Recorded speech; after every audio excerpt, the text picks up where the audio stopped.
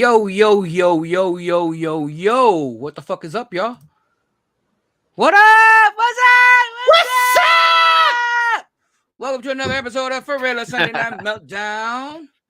You know, I'm your host, Forilla, aka the San Antonio Silverback. Along with me, this motherfucker right here, The the bearded bearded bastard bastard. himself. The bearded bastard himself, heatheness. You know, it doesn't look like it, but it's actually getting longer. And you trimmed it, didn't you? Nope.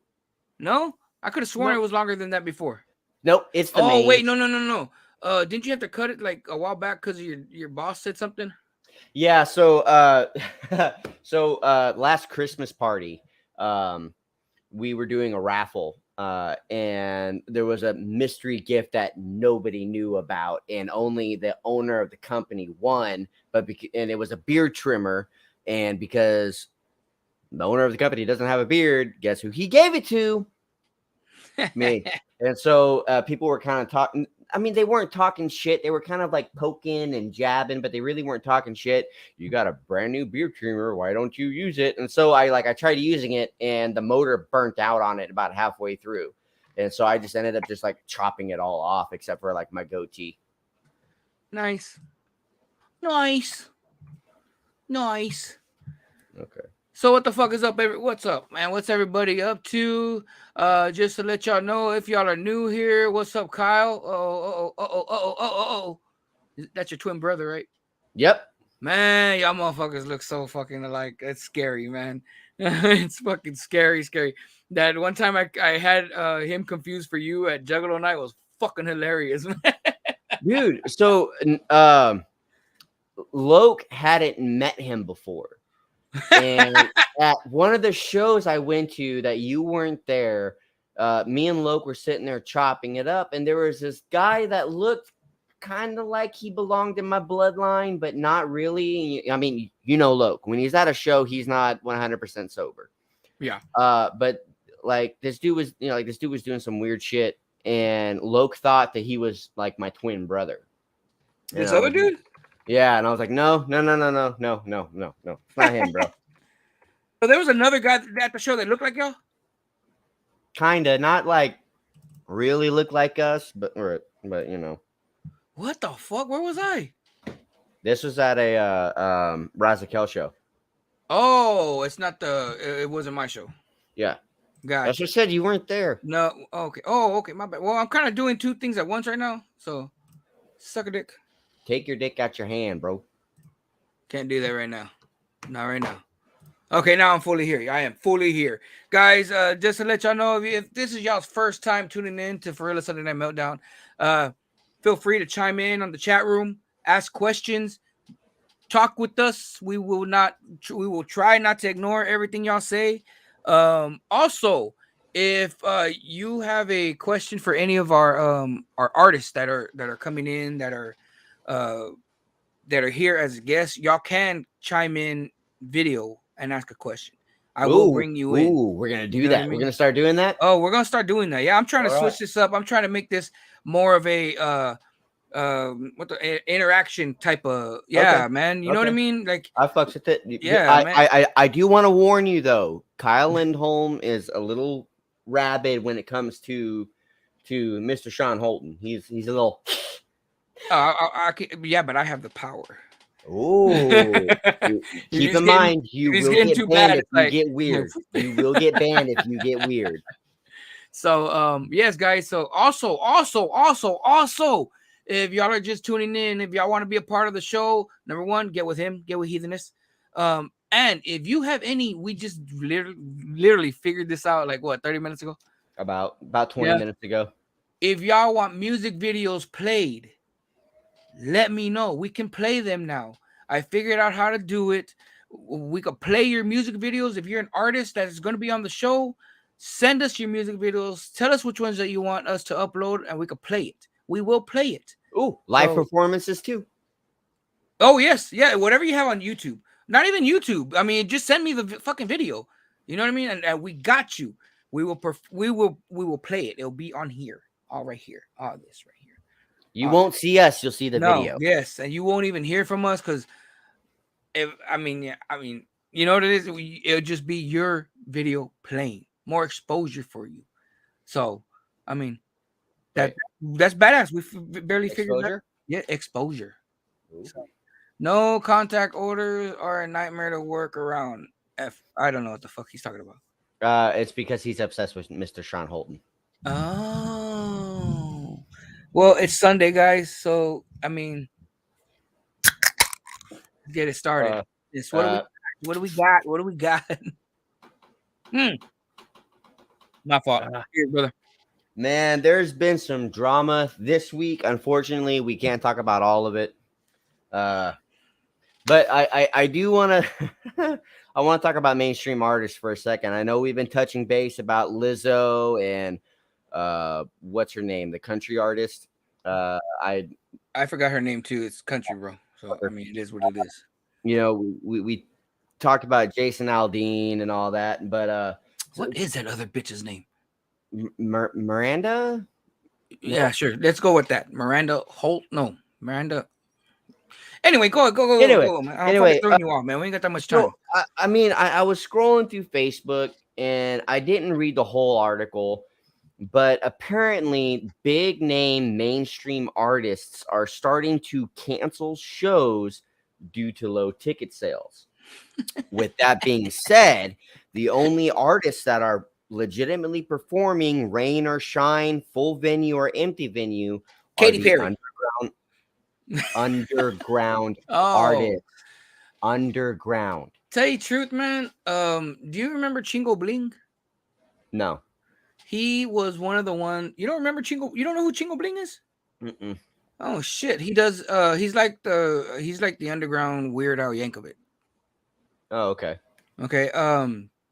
I did a show with him, man. I did multiple shows with him one point. But towards the end of his career, I guess, is when I did it one not recently. Shit, I don't remember how long ago it was. I opened up for him. God damn, I got the hiccups now.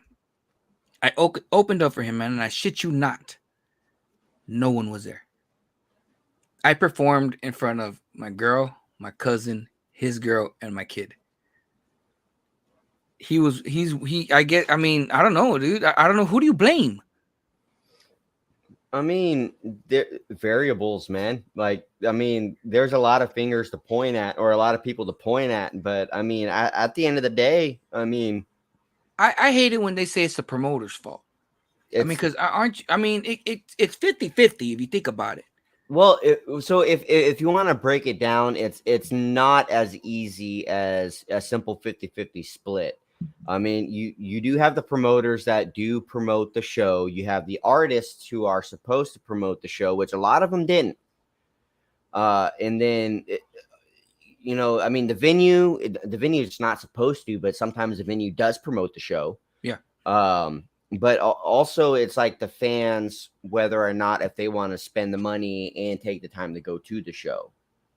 Because I've promoted my ass off for a bunch of shows back in the day and opened up for just the fucking bartender. So, like, okay, let's say, I don't consider him main. Let me see. DM. No, shoot. I rest his whole. Sorry, dude. Let's say Onyx. All right, one of my Okay. favorite, one of my all-time favorites. Let's say they're on tour. Mhm. They announce it on their page that they're on tour.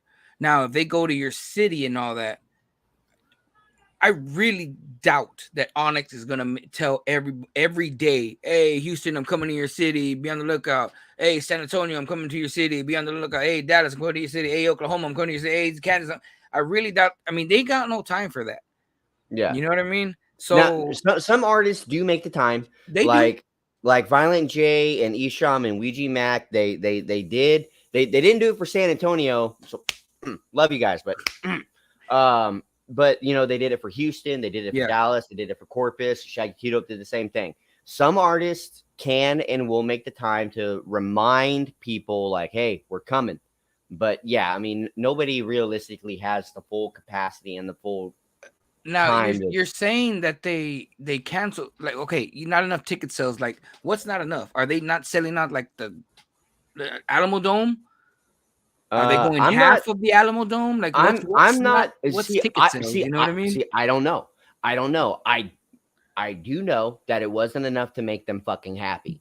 So they're Ego, canceling man. shows. That ego. That ego. That's part of it. That's part of it. People, artists, once when they hit a certain Yeah. limelight level, once when they get put on a pedestal after they get a certain amount of views on their shit, they start getting egotistical and they want to see packed out shows. And if only 25 Yeah. people are going to a single That's ego, show, man. That's all ego, dude. What's up, Alex, man? Mr. Soldier from Payaway Records is in the building. What's up, bro?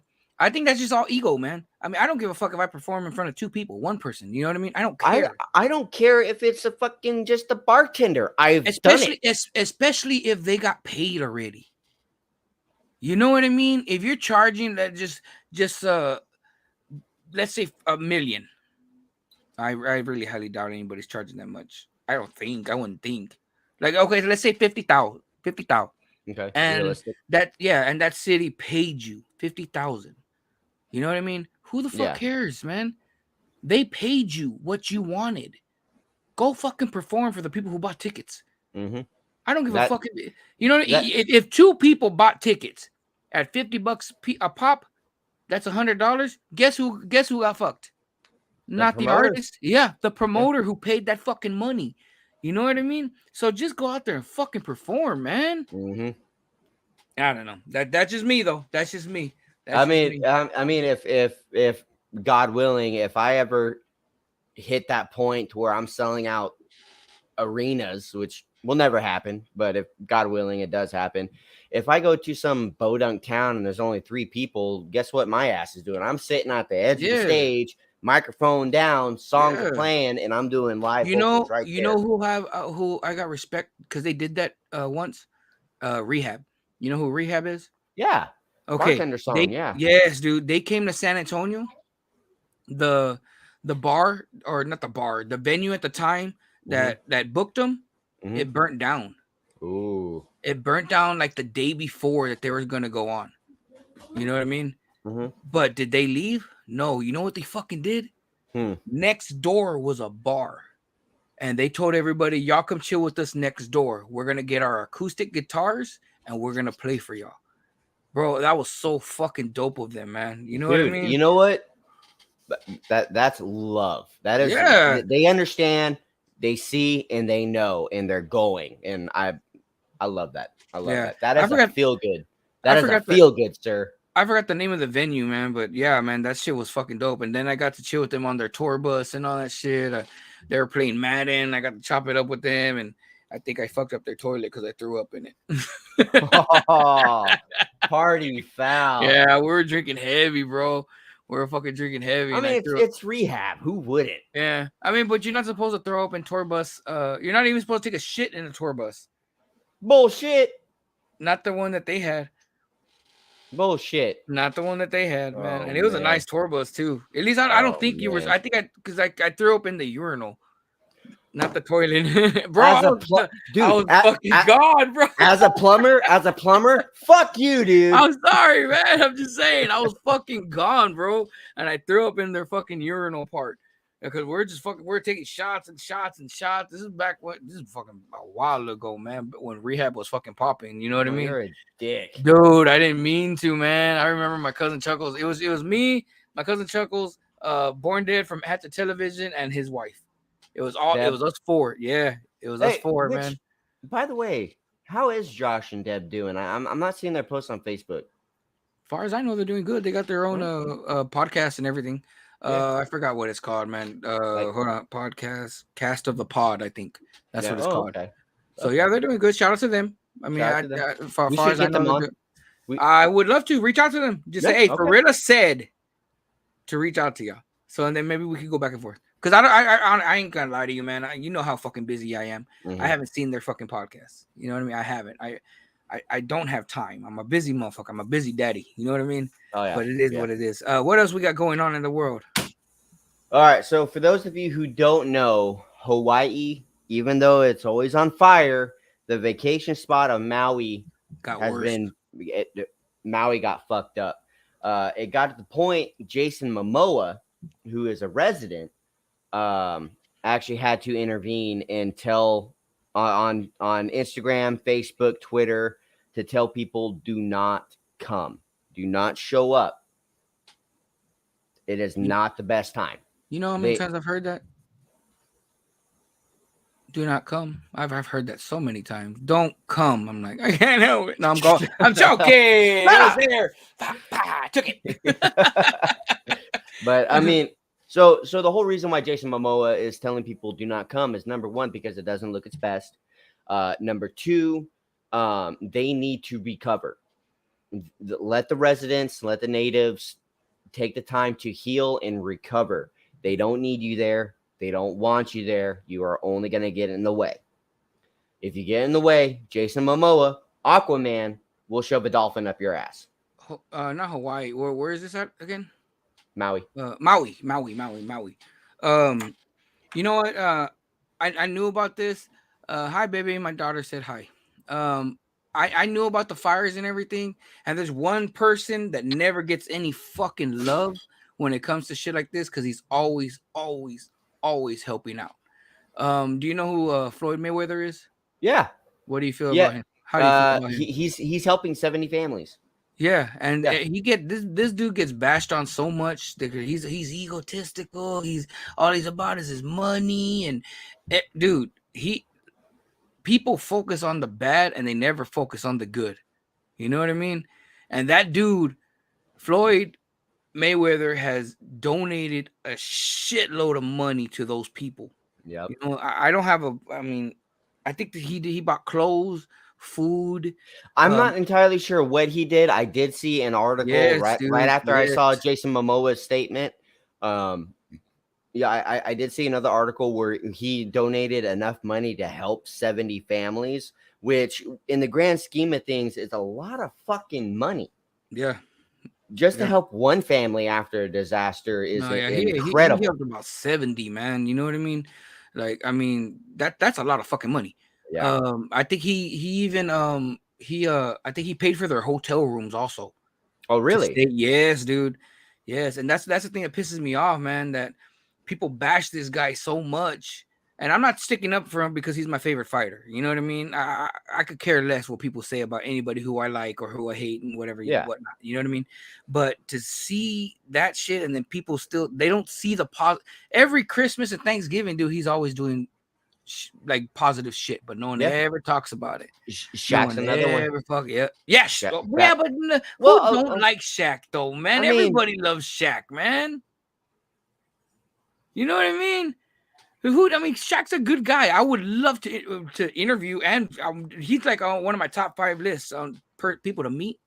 Mm-hmm. You know what I mean? I would love to kick it with Shaq one day, just to kick it with him, man. I've heard so many good things about him. Did you hear about the Walmart incident? Oh, about where he was like dropping like $50,000 or $75,000 at Walmart? No, not that one. That's when he bought a new house. Oh, there's another one, man, where this lady couldn't afford something for her kids, man, and Shaq just walked up to her and said, "I got it," and he paid for everything. Yes, dude. Nice. But yeah, Shaq's a good dude, man. What did my daughter say? All Mayweather does with that money is help families and help ones in need, especially people who need materialistic things. Yes, he does. He does, and I give him a lot of credit. So everybody in Maui, man, I mean, I hope y'all do. I mean, I don't want to say I hope everything's okay, because it's not. You know, y'all are on the news and all that, man. But prayers from us to you guys out there, man. Y'all stay safe and all that shit. What else we got? No more sad news. God damn it. No more sad news. Well, okay, this one might make your blood boil.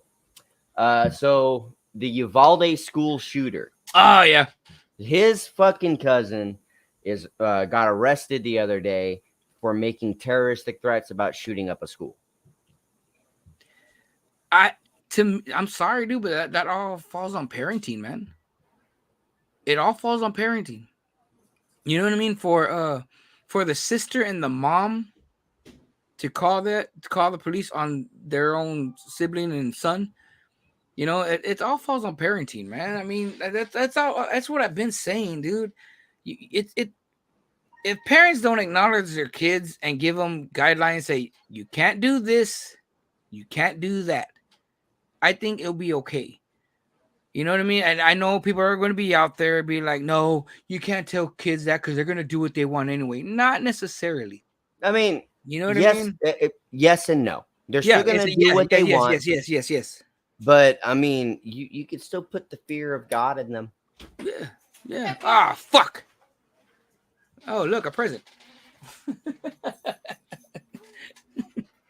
But yeah, I mean, what the fuck is grass doing on? What the hell did you get it from, man? Damn. Oh shit, here comes the other one. Picked it fresh from the field. Awesome. Tell Heathen is hi. Okay, y'all go over there. I'm doing my show. And my What is kids, it? guys. My kids, blanket for school tomorrow. She starts school tomorrow. Oh man, Siona's starting school tomorrow. Yeah. But I see they made me lose track of thought. Oh, parenting. That's all you gotta do is just parent right, man. Just parent right. You know what I mean? Just parent right. There's a situation going around one of my daughter's friend's brother and all that shit, man. You know what I mean? If you give a kid so much room to do whatever, they're gonna do whatever, and they're gonna Yeah. test their boundaries and see how far they're gonna. Let me see what I can do until mom gets pissed off. You know what I mean? You know, my parents gave me great boundaries. Ah, They pretty much let me do almost whatever I wanted. But if they knew it was going to be, the repercussions were going to be more than I could pay, they were there very quickly to curb stomp my hopes and dreams. me as a parent now, I didn't as growing up, I didn't have that. I didn't have that. I didn't have the my mom was I was scared of my mom. I was one of those kids that was scared of my mom. But me Yeah, growing up now, and I think back then, it's gonna sound bad and everything, but she didn't raise me right. You know what I mean? She yeah, raised me good, but she didn't raise me right. The parenting that I'm doing now is I found that out as my years went on. yeah. You know what I mean? That's my partake in that. But I mean, it just goes down to parenting, man. It just goes down to parenting. The Uvalde person, who's anti-dad? Oh, so Christopher Titus is a comedian, and he used to have a show on the Fox network called The Titus Show. And so Anti Dad is part of one of his earlier stand ups. I think it's called Norman Rockwell is Bleeding. And Anti Dad is the persona his father had to curb stomp his hopes and dreams. Nice. So if Christopher Titus wanted to go out and do something fun, Anti Dad would come in and put a Take stop it to away it. from him. Gotcha. Yeah. Gotcha. What else we got in the news, man? We only got like 7. So San Antonio is in the hot seat. There's a lot of shit going around town, but this one Takes the cake. takes the fucking cake. Oh my god, I don't know how stupid you can fucking be, or how careless. It's San Antonio, bro. We can be pretty stupid down here. Oh, San Antonio, Pretty you fucking got to do stupid. better. But earlier this week, San Antonio daycare has been put under investigation after a toddler was found wandering around a busy street. Was it the west side or the south side? It did not It disclose. had to have been one of those, The bro. only thing I know is I saw the article yesterday, Bro, and I I shit you I not, looked man. at my daughter and I was like, I am so glad we took you out of daycare. Now we just got to worry about public school. That toddler left during the day. It was daycare hours. Yeah. Left the daycare. Yep. Oh, okay. I didn't pay attention to that part. Okay, Well, that shit, there was man. a daycare. There was a daycare right down the road from me I live right next to one. that way. I live right next And to one. they got shut down for having an underground baby fight club. Oh man, they didn't invite me. I would have put some money on that bitch. You and Loke both. Yeah, we got nigga. Oh shit, man. Um, look, my apartments, man, where I live. You seen where I live. Mhm. Now, do you remember that kid that went missing? Like I want to say 3 years ago. That little. I don't want to sound racist or anything, man, but I'm gonna say Habibi. Oh, It was a okay. little Habibi little girl. She was a cute little girl, man, and it Yeah. went all over the news. Do you remember? Do you know who I'm talking about? It was all over the Bro, news, man. It's unfortunately, been there's a years. Okay, lot of I missing know, kids. I know. But no offense, not like I said, I'm not trying to go doing the whole race card or anything, man. But we have a lot of them living here in my apartment complex. They don't watch their kids, bro. They let them, and I'm talking about okay. Me, when I was growing up, yes, I was always in the streets and all that, man. But it was at a certain age when I was like good enough to go. You know what I mean? I'm seeing toddlers, like 4 or 5 year olds, just Mhm. walking, just leaving. You know what I mean? And I'm like, well, that's the reason why they fucking kidnapped them, You kidnapped know, the girl or everything. Kyle, my twin brother used to work security. I'm not going to disclose the company or what apartment complex, but one story that always stuck out to me and bothered me the fucking most was when he was doing his patrol one night, and there were please chime in and correct me, but there was a toddler and one just out of it, just out of their toddlerhood that was roaming around outside at like 10 or 11 o'clock at night. That's the way it is here where I live, man. And it's like, okay, I understand people parent differently. I Yeah, understand, but yeah. I'm sorry, at my kids are not unsupervised at any given time. Mine too. Mine too. I don't. And I can't. I can't stand when I don't see my kids for more than 10 seconds. I'm always like, where the fuck they go? I mean, You know what I mean? like even if it's like earlier today, it was just me and my daughter, and I'm not gonna lie, I was playing video games. I could not see my daughter for like 20 minutes, but I could hear her. Yeah. I knew exactly where she was in the apartment. If we're in Walmart, she is not allowed more than 10 feet in front of me. Yeah, me too. My You daughter know? has to hold my hand. Either hold my hand, Ari's hand, or my oldest daughter's hand. You know what I Hmm. mean? She has to. So I mean, it is what I mean. I don't know, bro. I don't know. Okay, It so just, before we turn into nuclear dads and we start yeah, let's growing move up, on. Let's move the fuck what on. the hell is brick? Okay, cool. I'm glad we fucking came to here. The Necro Ninjas are waiting, man. So I'm gonna go ahead and try to do this quick. Okay, I Okay. have like 4 minutes. Okay, bricks are what something that the people from the penitentiary do. All right, Okay, so are we talking they like a make brick of coke, a brick no of no food. They weed? make bricks. No, they make bricks, man. Okay. The only reason I know this because I've had tons of homeboys that have been locked up. I've had family members that have been locked up. They know what bricks are. I've never been locked up, man. I'm not saying I'm not bashing them or anything, but I just was never stupid enough to get caught.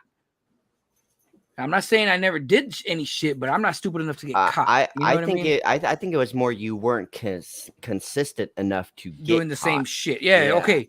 Okay. So a brick is it's basically ramen noodles, and you can Hmm. put whatever else you want with it. You mix it with hot water and everything, then you let it sit. You know, with ramen noodles. You know what I mean? And then Okay. you crack it open, and it's the shape of a brick. It's like that. Okay. Okay. Now, what I'm seeing lately is, it's gonna happen, bro. It's gonna fucking happen. Bricks are going to be the next big thing. Prison food is going to be the next big thing, and I will not be shocked if someone makes like jailhouse cafe, I mean, jailhouse food. I would. some of the schools they serve the same shit that's in prison. No, bro, but what I'm saying is prison food is gonna be popular, man. That's what I have a feeling because that's what I'm seeing. My daughters, all my girls are on TikTok and all that shit. You know what I mean? And they show me all this shit, and I'm like, what the fuck, man?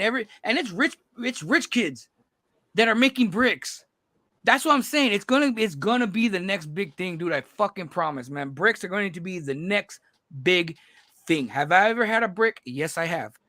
But that's through my family because hey, bro, nigga, you had a brick. Like, oh, well, let me. And Bussin'. and yes, that guy. You know Yeah. what I mean? Yes. Yeah. It, I've it's seen his gonna videos. be the next big thing, man. And I will not doubt that someone's gonna make a restaurant serving jailhouse food. That dude, that's the shit that's what we're living in nowadays, bro. Why pay for it when you can commit a crime and get it for free? Yeah, yeah, yeah. All right, well, that was that, man. Without further ado, guys, just to let y'all know, man, those are tuning in. Please share this. Share this. I want to get Heathen, let's tell them what I want. He wants a plaque, a giant silver dick to go on his back wall. Yes, that YouTube plaque.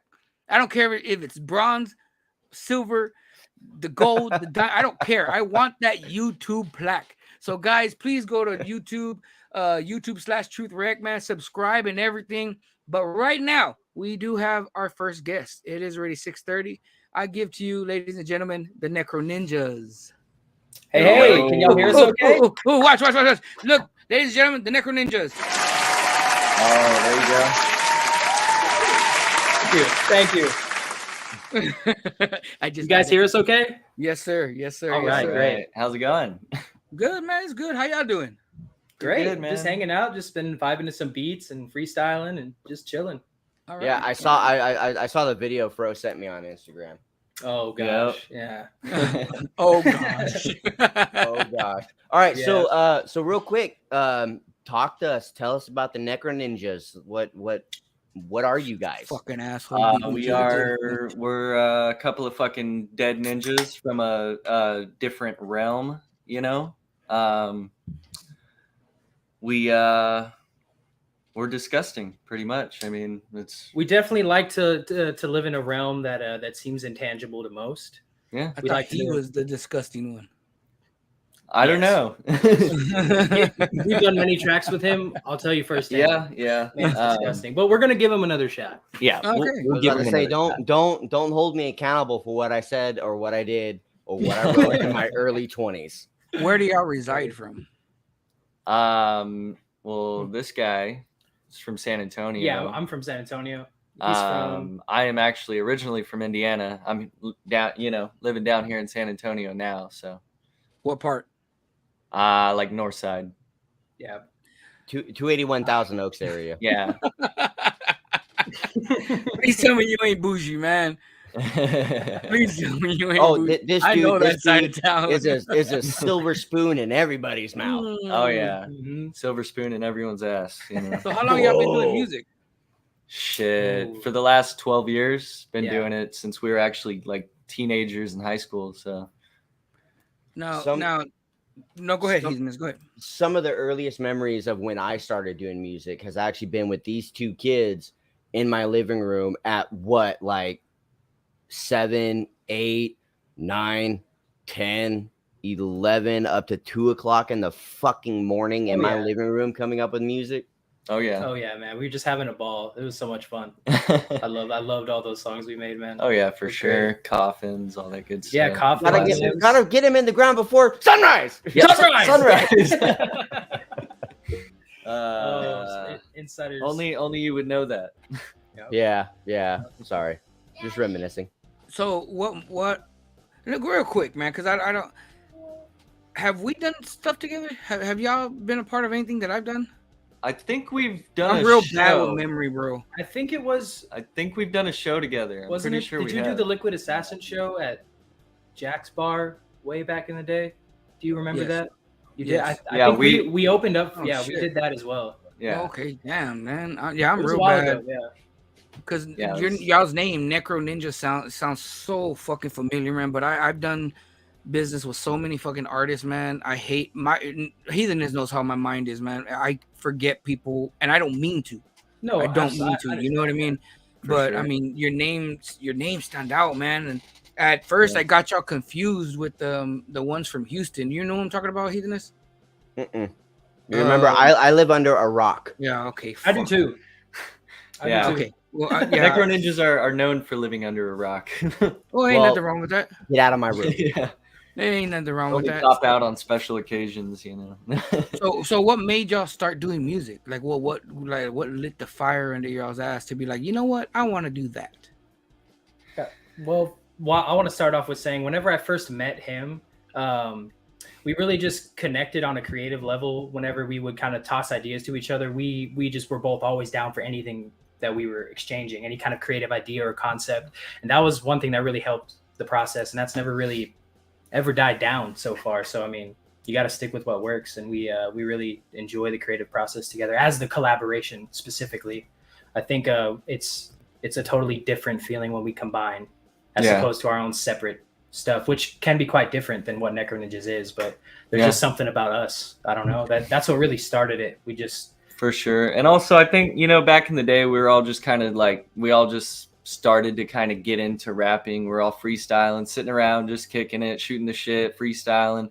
we all started to get into writing, you know, and once we started doing that, it kind of just came naturally once we met each other. It was like we already both were sort of in that, you know, little spot and just made it work. I don't know. Yeah, I was making beats. I was just kind of learning how to make beats, and I would bring some beats, and everyone would freestyle at school, and that's just kind of what started it. I just, you know, enough people were saying, "Hey, you should try to make something with that." So would y'all say y'all are the genre of just juggalo, or do y'all want? We don't. I mean, it's not necessarily juggalo music. It's more or less like, I mean, I like to call it aggressive hip hop. And I, you know, we're kind of like the punk rock of hip hop. Okay. Yeah, that's a good way to put it. I mean, I can see how it can be comparable to juggalo music. So some of our stuff, we do have some horrorcore. Yeah, stuff some horrorcore sounds, but so do you consider yourself juggalos? Oh yeah, for sure. We're down with the clowns. Yeah. You know. Oh yeah, it's a way of life for sure. You know what I mean? No doubt. I do have 4 tracks from y'all. Is there a certain order that you want to be play? Just play Death last. Play Death last. Yeah, that's fine. Hey, yeah, any order. Yeah. Death last. Okay, well, we're gonna go ahead because I know we only have y'all for an hour. Last time, the last guest we had, we were like cutting it short, and I don't want to do that with y'all. You know what I mean? Okay, for sure. So we're gonna go ahead and listen to DB Cooper. Okay, sweet. So real quick, when we get into that, what gave y'all the concept? What? How did y'all dive into something like that? Oh shit! I did something. Okay, so it was a time like when things seemed a little bleak. You know what I mean? And like we're both kind of down at that time, and just wanted to really fucking punch a microphone, you know. And that's kind of what it came down to with that song in particular. You know, so and something good came out of it, you know, a beautiful song. So we called it DB Cooper because it is the hidden treasure. Okay. I was wondering about the name because I just saw the DB Cooper documentary on Netflix. Okay. Okay. So now that you explained it, I get it. Okay. All right. Yeah. All right. Well, without further ado, guys, this is DB Cooper by the Nekro Ninjas. Yeah.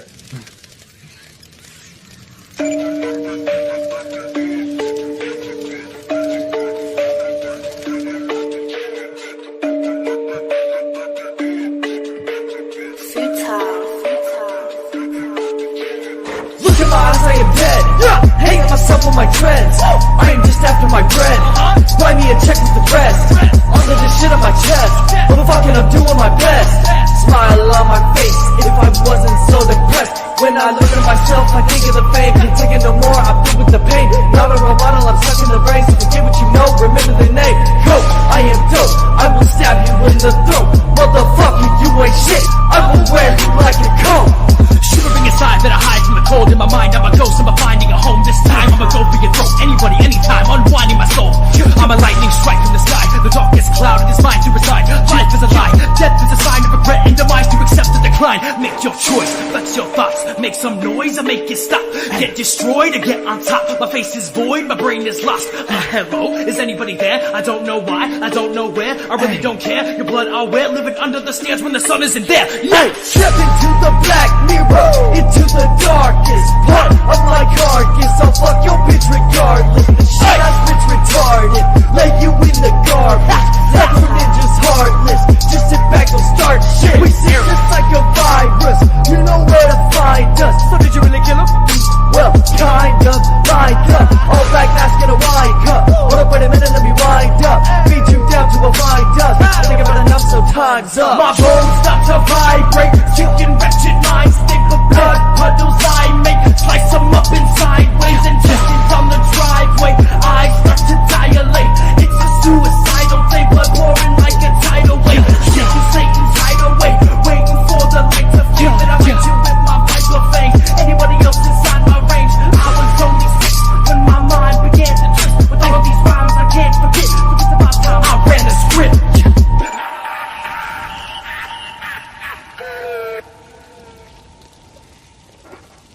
Hell yeah. Yeah. One of those just to get you jumping, get you moving. For sure. That was dope. That was dope. I like it. I fucks with it. I fucks with it. Appreciate it, man. So Heathenness? I mean, they know I fucks with it. They know I fucks with it. So I do want to kind of touch base on the lyrics, especially with you, Reptile, because I'm not saying what Fro is saying isn't complex in any way, but for sure the way you write your words, there's a different it's a different kind of art form, a different way of how you write your lyrics. Thank So you Fro, so much. we'll go with you in a second, but since he's kind of sitting closer from my angle, so like how, like what, when you hear or when you make a beat, how, like what about it makes these particular, if I could put it bluntly, the elegance. Good word. You know, I don't want to say you use big, massive words, but you have a very different descriptive ability than most artists. You know, just coming out with music right now. Most of us are very to the point and to your face, like me. Right. So what is it about these songs or these instrumentals that you hear that the elegance comes out? Right. You know, that's a great question for sure. Whenever I hear a beat, I always hear the rhythms that aren't there necessarily that I would want there. You know what I mean? Mm-hmm. So sometimes with my lyrics, I'll try to find the right words and syllables that can accentuate those gaps and those missing rhythmic pieces. And a lot of times, because of that, that's what gives me a creative boost for which words to use. Because I'm like, okay, now I can use this word has this many syllables, or this word has that many syllables, and then I don't know. I've always kind of studied the dictionary too. I love learning words. I love learning different ways to articulate myself and express myself. It only makes it better as an artist, you know, to really have a repertoire of vocabulary and multisyllabic rhyming as well. Yeah, very important. Very important in the Nekro Ninjas. And I don't know, you know, a lot of times it just kind of zaps me. Like I just have something that I need to say and it just comes out, and there's not really a whole lot of forethought sometimes, but most of the time it's I try to be calculated and precise. Ain't nothing wrong with that. Ain't nothing wrong with that. Right. And I do try to also make sense and not just be chaining words together just for the rhythmic purpose. You know, I try to actually, because it is another challenge to actually say what I want to say, but also do the rhythms I want to do. And so yeah, I guess that's okay. And then with Fro, do you feel like a challenge to try? I don't want to use the word like to compete with Reptile, with his, you know, with the way he writes his verse or his verses. Like, do you feel compelled to try to compete? No, I mean, not really at all, because I mean, like we said, you know, like when we were talking about starting our rap, you know, it's like, it just works, man. I don't know. It just kind of, it's a certain contrast. Of course. I mean, I do always want to try to strive to do my best on a song, you know. I mean, that's my goal 100%. So, I mean, if it, you know, if this makes any sense, it's like hot and cold, you know, it's like yin and yang. They're two opposites, but they just work together. Yeah. It makes perfect sense. Yeah. Before we go on, I just want to tell everybody who's tuned in right now, please like, share this video. The more people we get in, the better the shows will be in the future and everything. Right now we have that's who I confused y'all with. I don't know if y'all know who the Lost Ninjas are. I've heard of them. Yes, that's who I confused y'all with. The Lost Ninjas. Okay, gotcha. My apologies, brother. My apologies, guys. That's all good. But yeah, guys, if y'all can please share this video, share it to y'all social medias, man. Let's get more people. If y'all have any questions to ask these guys, feel free to chime in. Can y'all see the chat room, guys? No, we can't. So if you look over to the side of the screen, you'll see private chat and comments. The comments are the live questions being asked. Yeah, I got it. So guys, if y'all have any questions and all that for me, he's in this, or the Nekro Ninjas, man, feel free to chime in. Catherine Blake, they really balance each other out. Yeah. So I know who that is. I don't. I don't know This nobody. Man. man's woman. Yeah, that's my girl. Oh, well, girl, please share. Yeah, We share got it, please. Megan Copes. I know who she is too. No, you Okay, don't. well, please, No, Megan, no, I don't. share, please share. Melissa Rose, please share. Emily Evans, please share. Just share. Invite people to this right here. I don't know if y'all are coming into the Forilla streaming site, the Truth Record site, or the YouTube site, but please, if y'all can, and if y'all are listening, please go to my YouTube and subscribe. Please. Heathenist, what do I want? He wants a silver dildo. We. The flat. Okay, let me correct that. the What do flat we dildo. want? What Don't do we all? we want? There's a little section of the wall behind me where Forilla wants me to put a silver dildo. Come on, guys, man. To have the Juggalo Nation rise up. You know what I'm saying? I want that. I want that. Just to let y'all know, guys, I am a Juggalo myself. I'm a Juggalo, but I call myself an Odalo because I've been down since. whoop, whoop. Yes, see, I'm that old that I don't do that no more. Right. Yeah, You know what I mean? We I don't am really do whooped that out. much either. We're getting there. I'm We're whooped getting there. So if we can step away from the shameful plug, Don't follow me. Shameless. I'll fight you. I know where you live. So Fuck, and I don't know where you live. That's fucked up, bro. Yeah. it's all right. I Can't know get you his where IP. both the Necro Ninjas live. So Hey, whoa. well, hold We on. live now. underground somewhere. Whoa. Nobody knows. I know it's somewhere out there somewhere. It's actually so right in that closet over there. I right want there to talk behind about y'all's stage performance. Yes. Because not only have I seen y'all perform live multiple times, but I have had the honor of sharing the stage with you multiple times as well. It was how can I describe it? It was almost like because a lot of artists, and I'll speak about me. The first time being on stage is kind of an awkward experience trying to figure out, your movements, your choreography. But I noticed when watching you guys perform live, especially the first time watching y'all, there wasn't an awkward moment. Y'all, and this kind of goes back to the comment earlier about y'all kind of balance and mesh well with each other. Did y'all like practice that, or was it something that just kind of just like clicked? It definitely was something that clicked. It really, yeah. I mean, for sure, because it's all spontaneous. Like we don't choreograph anything. We just go up and just do our thing. And I think that kind of as well ties into kind of being more on the punk rock side of hip hop and just going up there and letting it all come out. Yeah. Letting everything flow free. We just really love performing our music. We love making our music. So when we get up there, I think that's really all it is. We just have fun. We're just having fun and acting out what we're saying, and it just comes with us. I also think we definitely bring a very different energy to the stage. It's more who are y'all wild and sporadic and strange. Ooh, who are influencers? For sure. For me, I mean, I've always been kind of a metalhead. I love like Slipknot and System of a Down and Korn, and I really I draw a lot of that anger and that aggression from there. But I really love the hip hop side. Of course, Eminem. I know it's cliche, but I mean, Eminem really did inspire me a lot. His way of writing is very unique, and his word choices were very unique, and I really liked that about him. And Tech Nine always had some crazy rhythms that really were just next level. That's my side. I'm sure he has some other ones. Yeah, I mean, it's pretty much the same for me. Like, as far as rap, like, I mean, yeah, definitely like Tech Nine. I love me some old Twisted. You know what I mean? Twisted.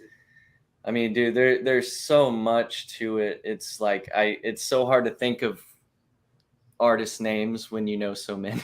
I guess. Right. Yeah. Definitely Aesop Rock is a big influence for my rap. MF Doom as well, for sure. MF Doom is pretty dope. I'm gonna ask it. I gotta ask it. Ask away. So, are you more of the whoop whoop or the magic ninja? What?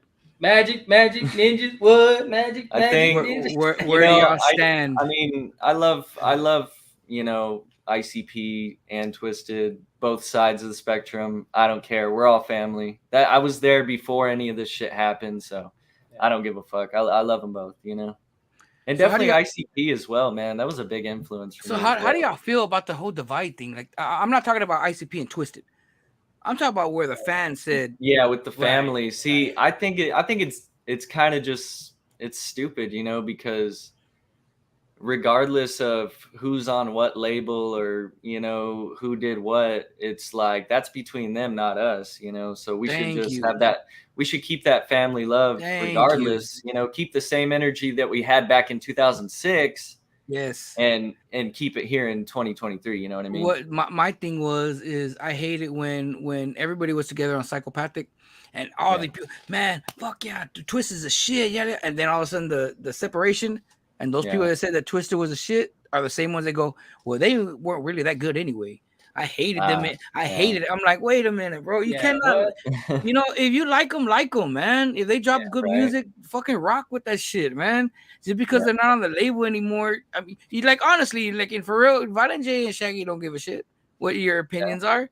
You know what I mean? They're at home chilling and counting their money, man. Yep. You know what I mean? Exactly. They ain't gonna give a shit. Heatheness, you're quiet again. God damn it. I'm just letting you banter. That's all I'm doing. Nick Wood says this is dope for you guys. Horse minds unite. Horse minds unite. Yeah. All right. does that So mean? shout out to Nick Wood for sure. Yep. And the horse minded man. Yep. Okay, well, we have another track from y'all. It's called Decapitated. Decapitated Fit. Right? That's what it's called? I don't I don't think so. I don't think that's ours. No, it says Nekro Ninja. No. Son of a whore, man. Let me make sure I got the right one. Hold on. Bear with me. Bear with me. No, it's all Heatheness, good. God damn it. Hey, that's not my fault. Yes, it is. No, it's not. Everything's your fault, man. Oh, so you're gonna tell me 9/11 was my fault? Just wait. Yeah. I mean, just What do you mean? wait. Yeah. You were right Let there. me see, We're let me going see, there. let me see. No, so DB Cooper, Death, Igor, Oh, I'm sorry. and self-titled. Igor or Igor? Eat yours. Whichever you prefer. But yeah, Okay. Igor. Let me see. I'm pretty sure I got it. Hold on. Give me a second. I gotta Technical get it. difficulties. Okay. Yeah, that's my fault, man. Because y'all want to do Death last, right? Yeah. Okay. Let me go ahead and get the. Let me see. A B C D E F G H I. Son of a motherfucking whore. Did I download it?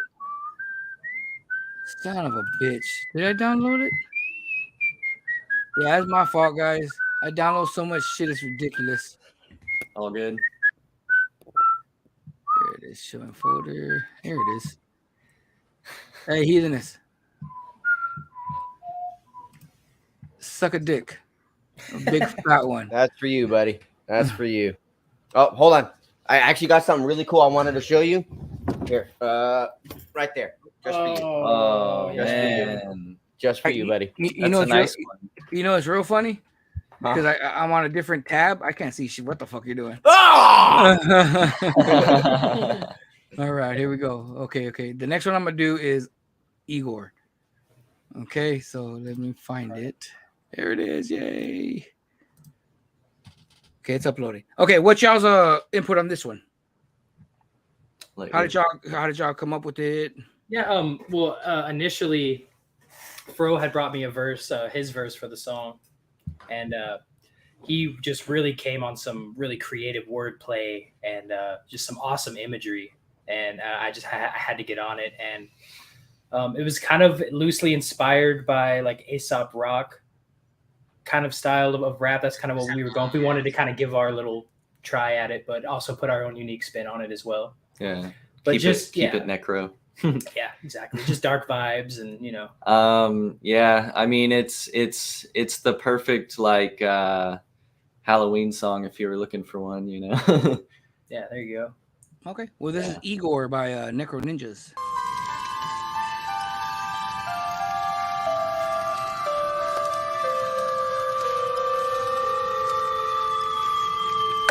My eyes inside his lateral drape. Over the landscape, my cortex vibrates. Firm like a handshake, curved like a sand snake. Burst like a hand grenade, curse, I command the place. Stab you, then I dance away. I'm just a lyrical scientist, mystified at the sight of me. So incisive, yes I can be. I can see vibrantly, wondering if lightning would strike at this fire, igniting the fire inside of me, or fry it entirely. It could possibly inspire me. Analyzing is tiring, fantasizing excitedly. Phantom minds are uniting. We fan the fires of dynasty scouts, liars and pirates. We outside of society, we just smile maniacally. Why can't there be lycanthropy? My entropy is high, deafening. Slime hemorrhaging inside, festering the right recipe. Telepathy, accessory, surprise, energy designed in a piece. Unmet, we combine Ebenezer Scrooge, creeping through the mist in a never-ending loop. Bargain with the blacksmith, put it in the soup. Born in a blizzard with an icicle spoon. Model that Igor's eyes in the mine shaft. Man full of muck on his way to a bypass. Breadcrumb trail to a shrine in a side hatch. Vampire bat, werewolf through a spyglass. You ain't ready for a revelation. Leave the city devastated. Hang your head in shame and keep it moving through the 7 phases. Pick apart my dreams with dilapidated information. How do you survive in a city full of alligators? Appetite amidst, head full of junk. Leather on his wrist, earth in his trunk. Dwelling in the mist as he slides through the muck, while he's tied to his bed with a pipe full of skunk. Levitating house on a farm with a ghost. Science in the mailbox, worms in the toast. Pills on the dresser by a shrine full of coats. And the time is immeasurable, eyes on the goats. Allegory skid plate, 3-toed Padawan. Riding through the desert on a bear with the saddle on. Hiding in the bushes with a sword and a battle gong. Fire from the back of the throne I just sat upon. Unmet, Ichabod, Ebenezer Scrooge, creeping through the mist in a never-ending loop. Bargain with the blacksmith, put it in the soup. Born in a blizzard with an icicle spoon. Model that Igor's eyes in the mine shaft. Man full of muck on his way to a bypass. Breadcrumb trail to a shrine in a side hatch. Vampire bat, werewolf through a spyglass.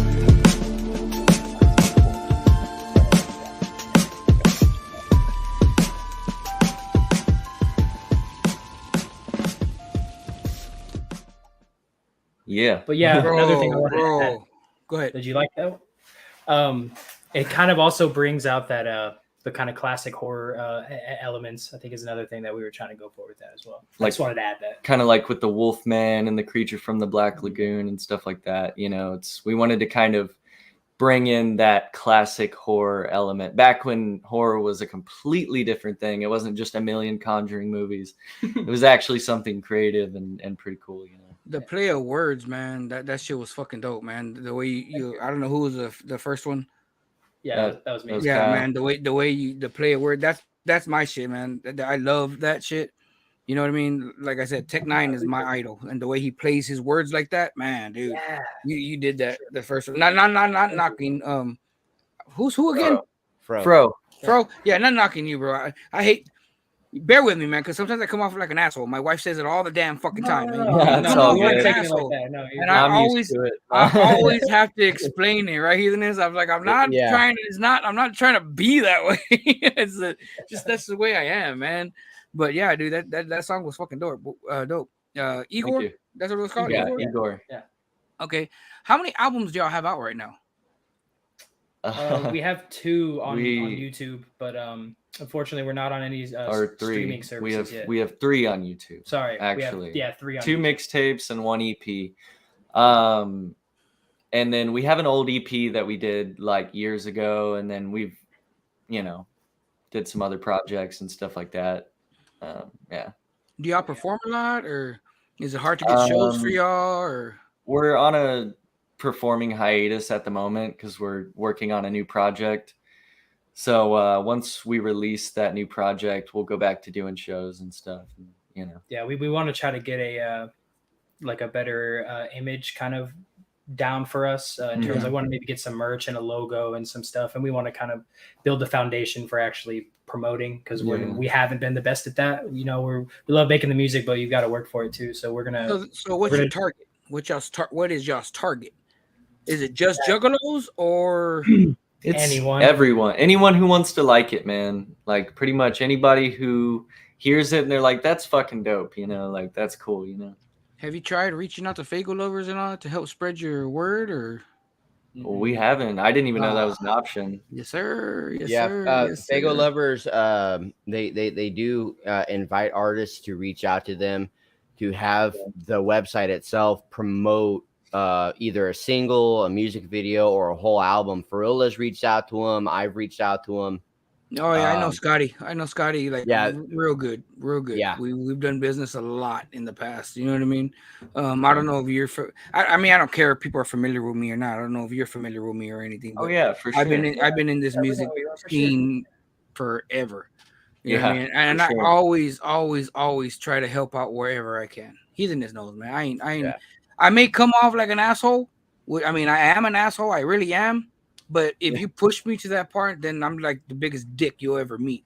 But if you're chill, if you're cool, man, I'm willing to help out anybody. You know, you're a crackhead off the street and shit, and you say, "Yeah, I mean, I'll help you out." You know what I mean? I've seen it. No doubt. Yeah, I mean, we're some pretty chill guys, man. We just like to kick it and shoot the shit. You know. So y'all do have an album in the works right now? Yeah, we have a new project that we're working on right now. What is it called? What's the? It's nameless right now. Yeah, it's such in the early stages at the moment that we don't have an official name. What did I say the other day? Love Letters to Hip Hop. Yeah, we're something like we're that. thinking something like Love Letters to Hip Hop, at least like on that concept, you know. Right. So okay, because you said this, I want to know. I was invited to perform the 50th birthday of hip hop. You know, happy birthday hip hop, man! 50 years old. Right. What's y'all's definition of hip hop? That's a good question. That is a great question. I think the rhyming for sure. I think rhyming and just that honest, that raw, organic, kind of no filter. I guess and emotion or just you know that being 100% real and honest. That's always what I've drawn for. I think that really shines in hip hop is when someone's just really pouring their heart into those words and you know what I mean. And definitely just for us, like being able to say whatever we want to say, that shit that we don't get to say in our normal everyday lives. We can put it into a song and get that shit off our chest. Have a release of some sort. Definitely the music for us is that's a big thing for us is putting all that pent up fucking rage that we all have inside our fucking heads. My thing is laying it all out. My thing is, like I said, I just recently did that celebration of 50 years of hip hop. Someone from that show, I ain't gonna say his name or anything like that, man. I took it to heart. You know what I mean? Because they're and San Antonio, if you're not from San Antonio, man, I'll say it straight up, man. San Antonio is a mainstream city. If you're not popping on the radio or anything, TV or anything, you ain't shit. You know what I mean? San Antonio is so, and that's why, honest to God, why I feel like San Antonio ain't nowhere. You know what I mean? But someone told me, because they were like, "What's your definition of hip hop?" And they were talking about. I know hip hop originated from the East Coast. You know what I mean? I've been in this game for too long. I give them credits. I know it originated from the East Coast and it bounced all the way to Cali to the West Coast. You know what I mean?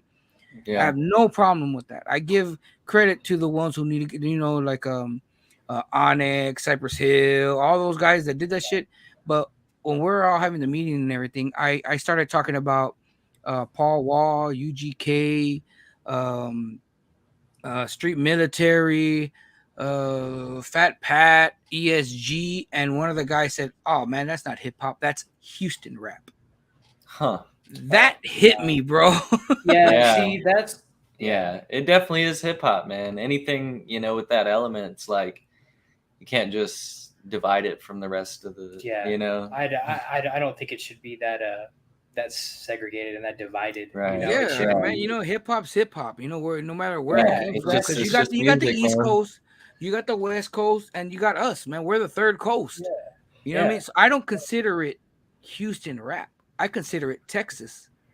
You know what I mean? Even though Houston has the crown in this state, but I don't consider it Houston rap. I consider it Texas hip hop, man. Yeah, Texas hip hop. Yeah. That just sparked a nerve. So I just wanted to see where do y'all put that. You know, what's y'all's input on that? Yeah, for sure. Yeah, I think it matters more about just honest speaking. You know, just honest talking through your music. I think it's less about like the whole pride and materialism side, because there is that hip hop too nowadays. You know, where it's more about bitches and money and getting all that. And there's a demographic for that and stuff. But that's, to me, that's not really hip hop. But yeah, right. I like talking about I like talking about the grimy shit in the streets. Yeah, ain't nothing wrong with that. Ain't nothing wrong with that. It's but not all this great out there. We're gonna go on to your. I don't know how to say this, man. Is it self-titled? Yeah, self-titled. Sorry, damn, motherfucker knew what I was talking about. Because dude, it's called self-titled. Whenever they sent it to me, I was like, Steph. They got sounded out. I'm not drunk enough for this. Okay, so what's y'all's input on this one, man? Self-titled, it is the essence of everything Nekro. That's why it is self-titled. It didn't need a title. It's just us, in our rawest form, like just dopest shit we could have thought of into a song, And it's both of y'all, correct? Yes. Yeah, it's both. Okay. Well, this is self-titled by Nekro Ninja. Sally sold a sack of salad, cornstarch, blankets, stovetop, couch, clam, push mops, sun-baked backstrap, Sandiego, egg hat, buttered bread, undercooked meat, socket, sandals, wish, Sammy Sutherland, sideways, strike, oppose. They say music, I'm just pitching the vent. But don't forget, inside your head, y'all be pitching the tent. I'm slipping sickness in your system through a vision to death. See, I'm a lyricist, so most don't even hear what's been said. Sneak level increased, I like my mind hidden. Just one quick syllable slice till I skin them invisible to your visual, blinded by rhythm. I administer acidity, guys, I like villains. I took the wrong boat, took Canarthy's roots, and now I'm hanging with Khajiits to a skooma on the roof. Stomping out of me and Munchkin, fucking lollipop gill. I'm a warhead, warlock, sorting out skills. Destroying for enjoyment, Rick and Morty style kills. On some super jail gore, a distorted mind filled with adults swimming in blood, goats slipping in mud. You don't fit in with us, been exposed to acidic bloods. Now a ghost, live in a mug in a coat, sinister club. It's bone chillingly cold, and I don't give any fucks, Sam. Fork riddled ham bludgeon, clampy armadillo number, foxtrot, open-eared, hardtop, polygamist, rich derby file steak, half-eaten waterfall puke it melts, oiled cocks and blonde sandwiches. I got dust on my bones, frostbitten toes, half-eaten head and a mouth full of gold. I am the cold air flurries, friggin' floating in the snow, falling farther from the polyfro is flowing over foes. Hot damn, I am riddled with adrenaline, running up the wall and I'm showing off my skeleton. Fly like a bird, you're a fish to a pelican, looking at you sideways, pouring out my head again. Oh wait, no, now it's time to get depressed again. I hide inside my mind, I'm feeling frightened, but I'm excellent. My infection is in depth, it isn't sexy. When I wreck it is perplexing and consecutively led me in the wrong direction, down a hallway. It was the wrong way, it took me fucking all day. Now I'm chilling, thinking deep, I'm in the crawl space. Think I gotta break out, man, it's been a long stay.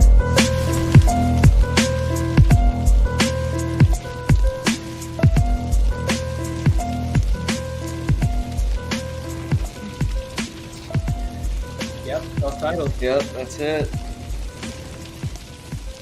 There's not really a whole lot of concept to that song, It's just free like flowing. Yeah. Oh yeah. Thank you, man. Thank you, appreciate it.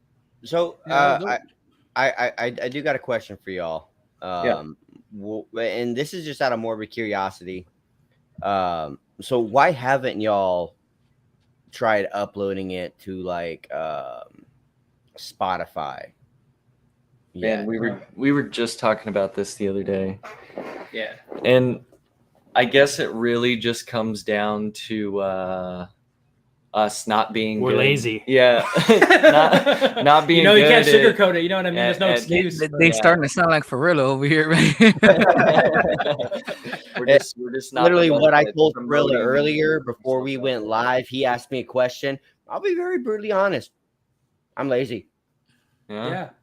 I mean, it's something I struggle with. I try to, it's real easy to be lazy and to not do something, but we are gonna strive to make an effort to really get ourselves out there, because we just keep doing it, so we might as well go full force with it. Do you have a stuff in Spotify our or own anything like lives. that? Sorry, say it again. Do you have a Spotify or anything like that? No, not at the moment. We're No. just on like SoundCloud and YouTube. I know. Do you know how to get on all that shit? I mean, I can. There's Hit that me distro up, bro. Hit me up or hit him up. We'll definitely shoot you the right direction, man. Okay, Like I said, man, I'm all about helping out. We're all about helping out, man. Especially young artists that are thriving and all that. If you really want to get your shit heard and all that, man, we know where to go. Okay, I've been in the game 20 years, yeah. man. You know what I mean? 20 Hell fucking yeah, years. Yeah. No, So, I appreciate that. Yeah, Thank you. definitely, no problem, man. No problem. Thank you. Heathenist, ass motherfucker, you quiet sucking on that shit. I got something Hey, over there. hey.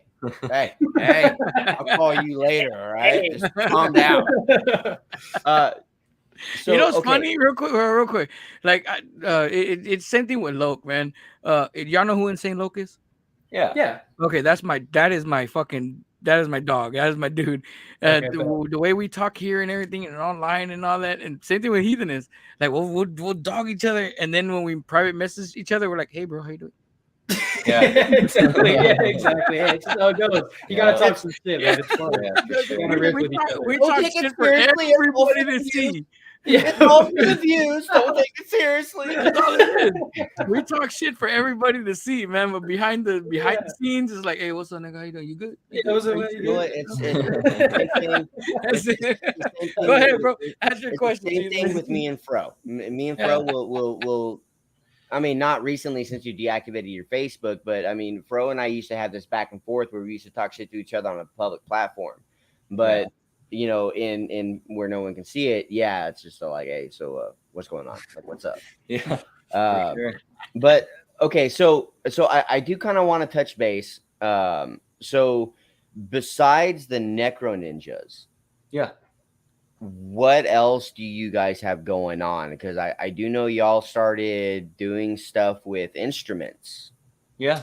We're in a band now. Little jam band. Yeah. Kind of just started out. We found a drummer. I play guitar and he plays the bass. It's called Rip to Bits, aka Electric Deathworm, aka Nimbus Cloud, aka Lefty and Wrench Head.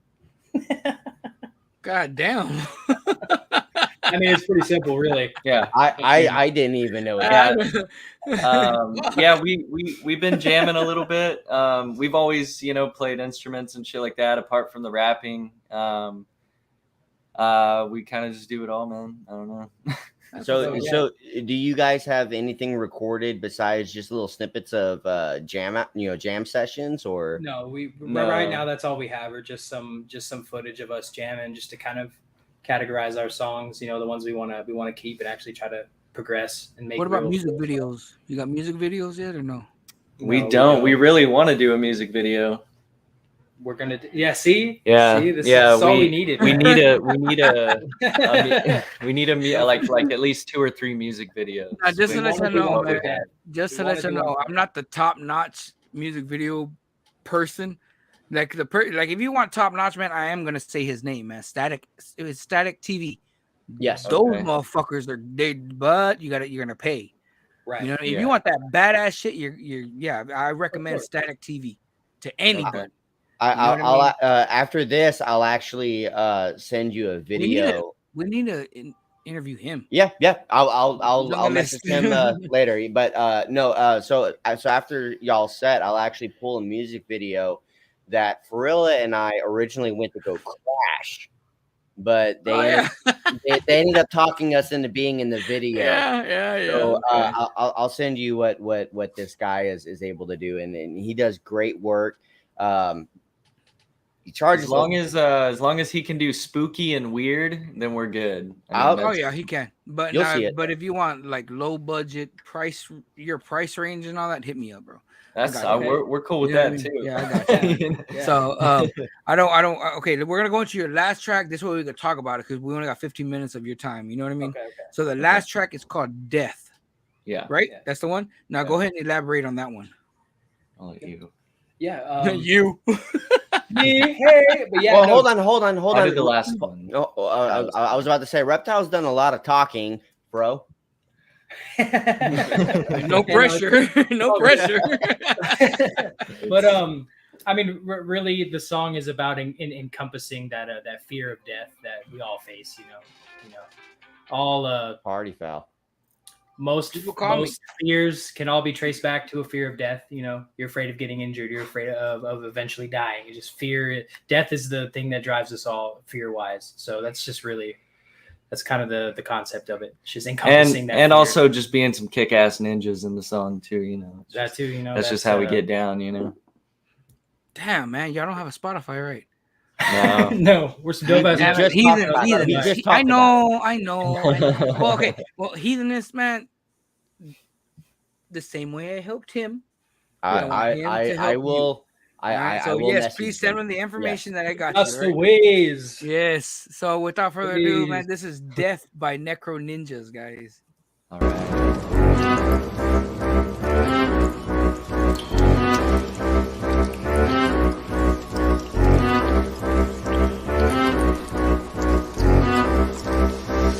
Everyone is going to die tonight. Can't fuck with the dead. Everyone is going to die tonight. Blood runs red. Death is in the shadows of the pale moonlight tonight. Tonight. They led us to the gallows in the pale moonlight tonight. Tonight. Catch me in the back of the room, laughing at you, crafting a tune. You ain't got half of the magic I have in the booth, so I have to intrude. With a dash of the truth, it's a dab it'll do. While you babbling through, I'll be battling troops. Got a map and a crew with a rap in a suit, then a dagger, a fashion with Dracula's tooth. A cranial cavity lacking a roof, eyes like a wolf looking back at the moon. It's happening fast and it's happening soon. I can feel it inside, I can feel it consume. Considering this side is killing my mood. I'll sit in my mind, I'll sit in my room. I'll let it combine, I'll let it infuse. My skeleton cries in the flesh of the doomed. I can see through the eyes, the blood flies. I'm a plague, I'm a virus, a bug bite. My skin burns bright white in the sunlight. I see at night so vibrant sometimes. Who the fuck even divided this guy who just sits in silence inside, sending syllabic sirens? This time he's just getting excited. Sit tight, spar with the specter, dark in the picture, hard as a vector, starved and afflicted, off for the scepter, lost in the whip with the darkness again, dark for the nectar, hardly invested, starve with the end first, always the best shit. Hark in the lecture, park in the exit, bar the offended, guarding the headless. Yeah. Everyone is going to die tonight. Can't fuck with the dead. Everyone is going to die tonight. Blood runs red. Death is in the shadows of the pale moonlight tonight. Tonight. They led us to the gallows in the pale moonlight tonight. Tonight. Yeah. Yeah, you're looking at a castaway. Don't act afraid to grab a blade, attach it to a hand grenade. Wake up, wake up. Yeah, put me up in the back of the cage, laugh in your face, trapped in a maze. Forget about you, cruising back in effect like back in the day. Rapid at pace, battering ramp to the back of the brain. That's gas in a flame, blacked out, flat whacked out on a mat in the back of the plane with a strap and a chain. Start backing away. Actually, wait, you couldn't fathom the pain. Tally you say, I ride it first, I got back from the grave. How many killers do you know this clean? Not too many, fuck with me. How many motherfuckers stay unseen? The shit is getting ugly. How many feel this gasoline running through your puppetry? We about to make a scene and put you out your suffering.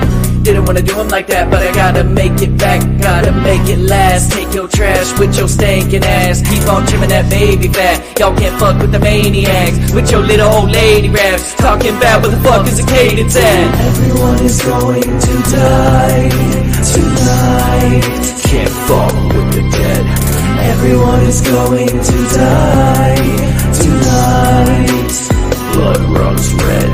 Death is in the shadows of the pale moonlight tonight. Tonight. They led us to the gallows in the pale moonlight tonight. Tonight.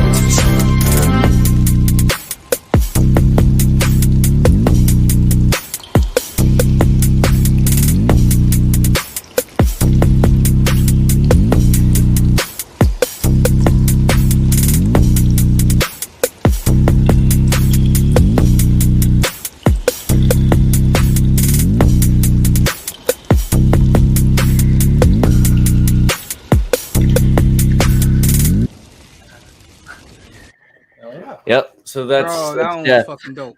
That one was fucking dope. Thank you. All the other ones sucked, man, but that one right Oh, there. yeah. I'm joking. So Reptile, all the songs we went over, you made the instrumentals for, right? Except one. There's one I didn't. DB Cooper. Yeah, DB Cooper, I did not make the beat for that one, but all the other ones I did. And this new project we're going to do is also going to be 100% my beats. Yeah. What do you use? How do you make your beats? What do you use? I use a FL Studio. Oh, man, Really? you old school, man.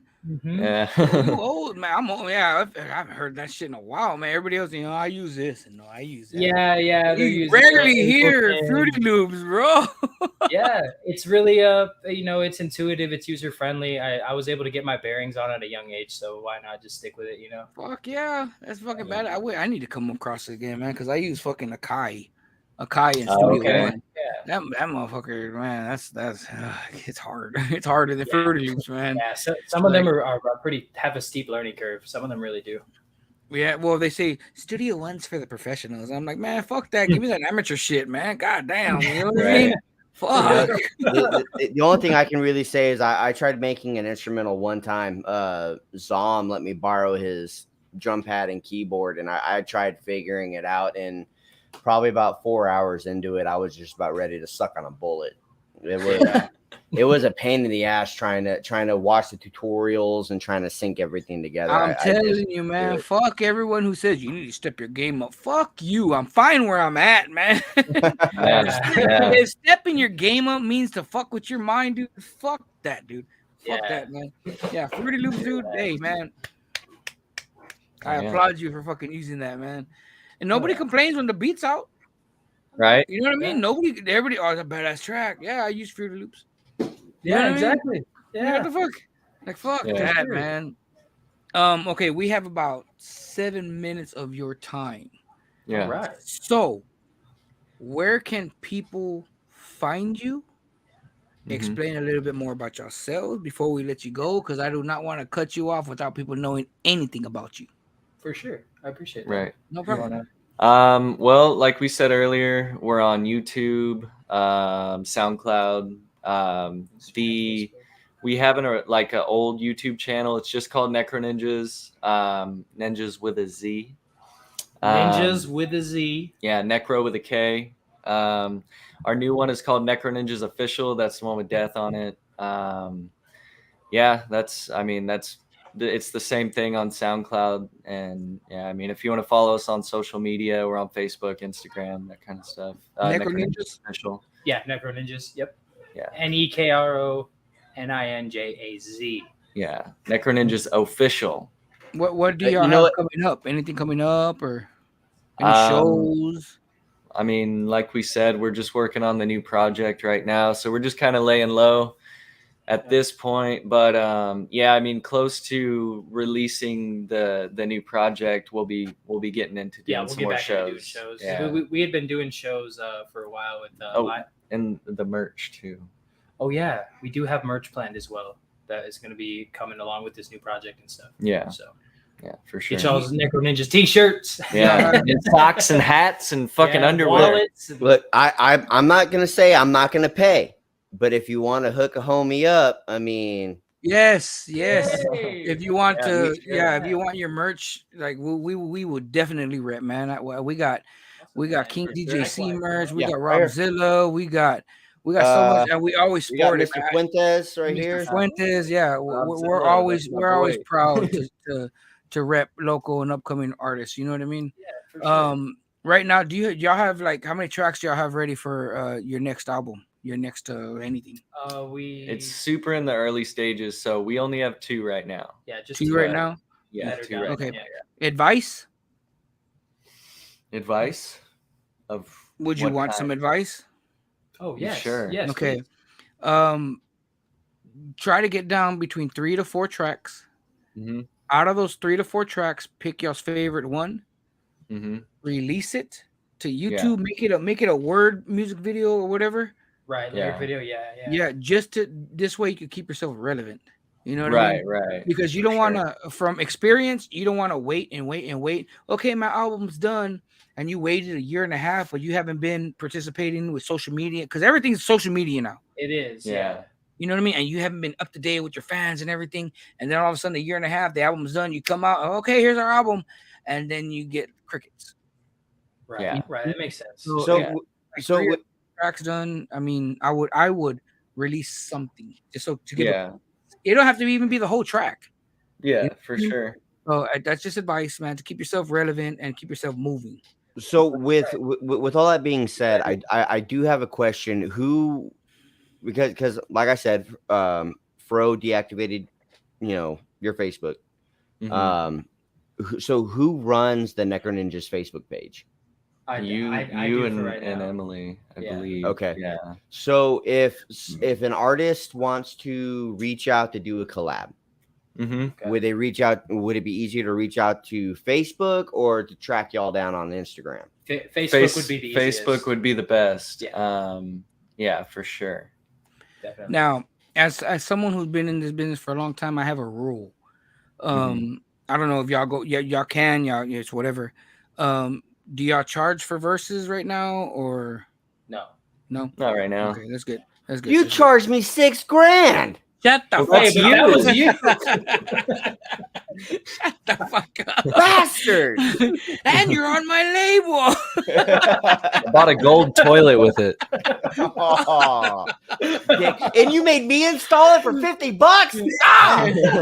I have a rule. It's a kind of a rule that me and a couple of the homeboys do. If you're from the same city, we won't charge. Yeah. If you're on the outside, depending how far you go, you start at 25, then you go up $25 further it goes. I think, you know what I mean? I think also it comes down to like who it is and if they suck or not, Oh, you still charge, bro. You humble yourself down, man, and just think. Don't think of, man. Yeah, don't. I've worked with a couple of artists, and let's just say I would not want them on the Meltdown.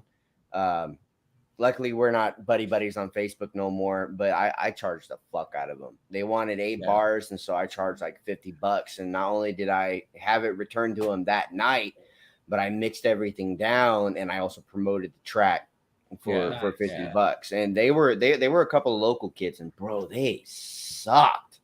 They sucked. And that's the only time I really charged was because like it just they were just terrible.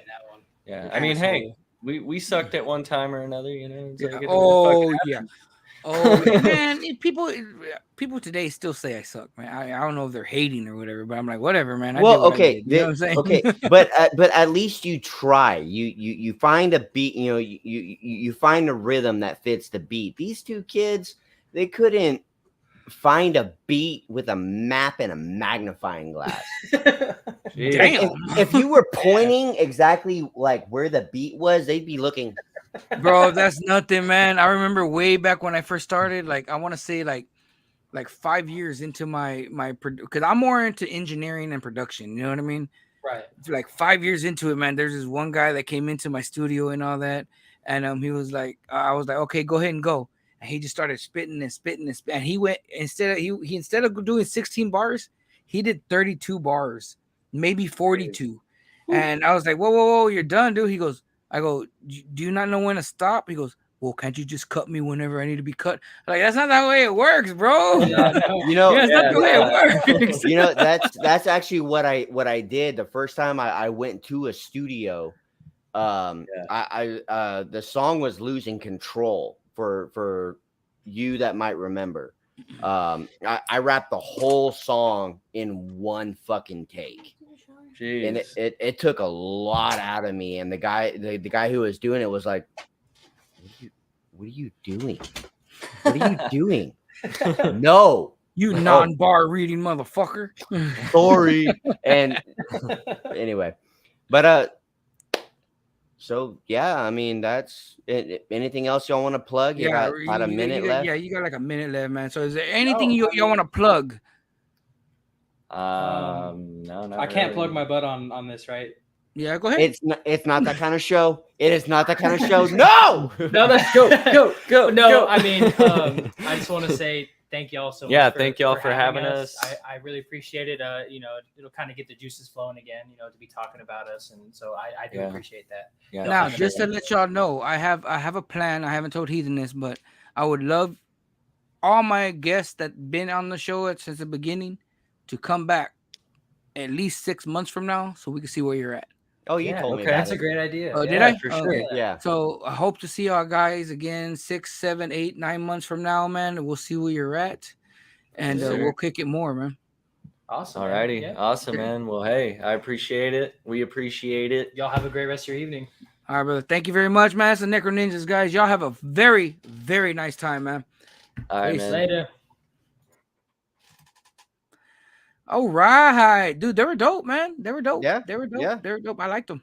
Yeah, and like I said, I remember in my early 20s when I first started doing music with Zom. Fro and Reptile would come over to my apartment like every other night, and that's all we would do for hours. There were days dude, you've been signed to me for how long already, and you're barely telling me about these motherfuckers? You don't ask, motherfucker. I don't need to. I'm the fucking head guy. Hear me, hear you. Hear me, you. You are the person that needs to. You're the hip guy. You're the one that stays out there. The hip guy? I'm old, motherfucker. I don't. If you came up to me and said, "Hey, do you know this guy? He's 50 years old," I'd be like, "Oh, I know that dude." Me, the hip guy. Hey, you What knew did I about say these guys, earlier? not me. I live under a fucking rock. But you know who these guys were? Well, yeah, because I've been. Oh yeah. Yeah. See, you know it's funny, man. This whole time, literally this whole time, Shaun's been on hold. This whole fucking time. Really? I shit you not, dude. Bro. He's been on hold. Unfortunately, he has about 18 more minutes before he comes in. I'm Oh, just saying man, that buddy. this whole time he's been just there. I've been watching him. He brought his dog on camera. He's been sipping on his mug. I've been watching him the whole fucking time, man. Bro. I did not intend for him to be sitting there waiting that long. Hey, man, it's you. You should have told him, hey, this is when you're coming on. I did. I sent him a message. I said, oh, hold on, that's the wrong message. I said, that's the link you'll click on after the Necro Ninja set. All right. Well, we got about 8 minutes. I need you to entertain the viewers because I gotta take a fucking piss. Oh, that is disgusting. No one wants to hear that.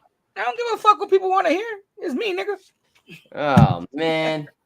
And you're using slurs at me, sir. That's what I do. I'm offended.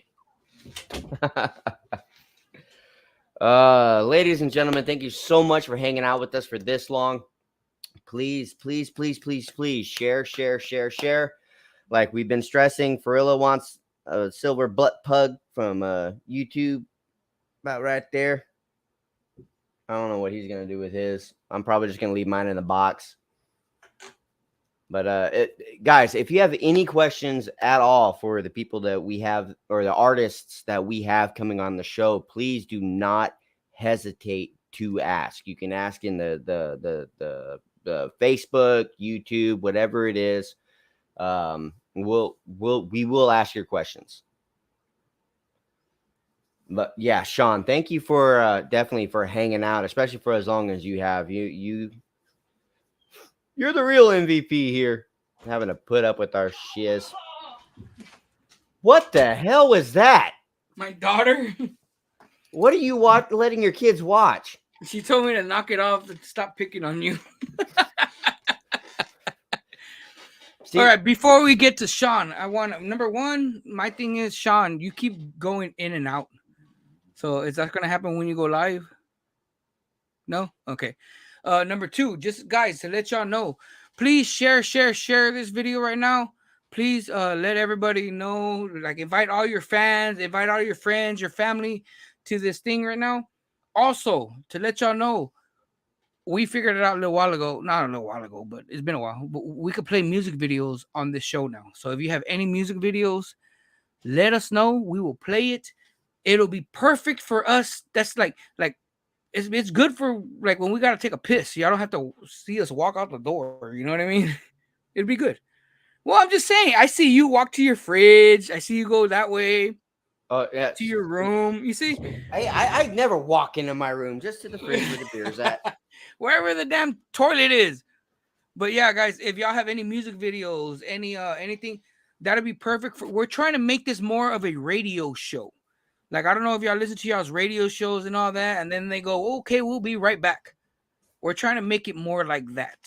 And when we say we'll be right back is when we'll play a music video. So when you don't have to see me walk out my room and, oh, my light died. You don't have to see me walk out my room and all that shit. It's more of like a radio show. We could play a music video. I ain't playing no commercials. So I ain't got to worry about that shit. How the fuck you plug this in? Stick it in the hole. Oh, there you go. I did it. So, but yeah, guys, for those that are listening in right now, even if you have any requests for music videos, let us know before the show. Message Heathenist, message me on my Forilla Sunday Night Meltdown page. To let y'all know, I rarely go on that page. I know this is Forilla Sunday Night Meltdown and everything, but I mean, I rarely go on that page. I'm mainly on mine. You should make me an admin of the Meltdown page. I don't know how to do that. I'll go. Oh yeah, I do. Yeah, I do. It's another page. I'll give you the password and everything, bro. It took me 1.5 years to remember that password. Really? Yes. But I got you.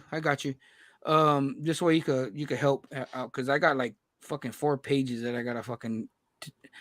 Every show your light dies, you need to get a new light. Man, fuck you, Luna.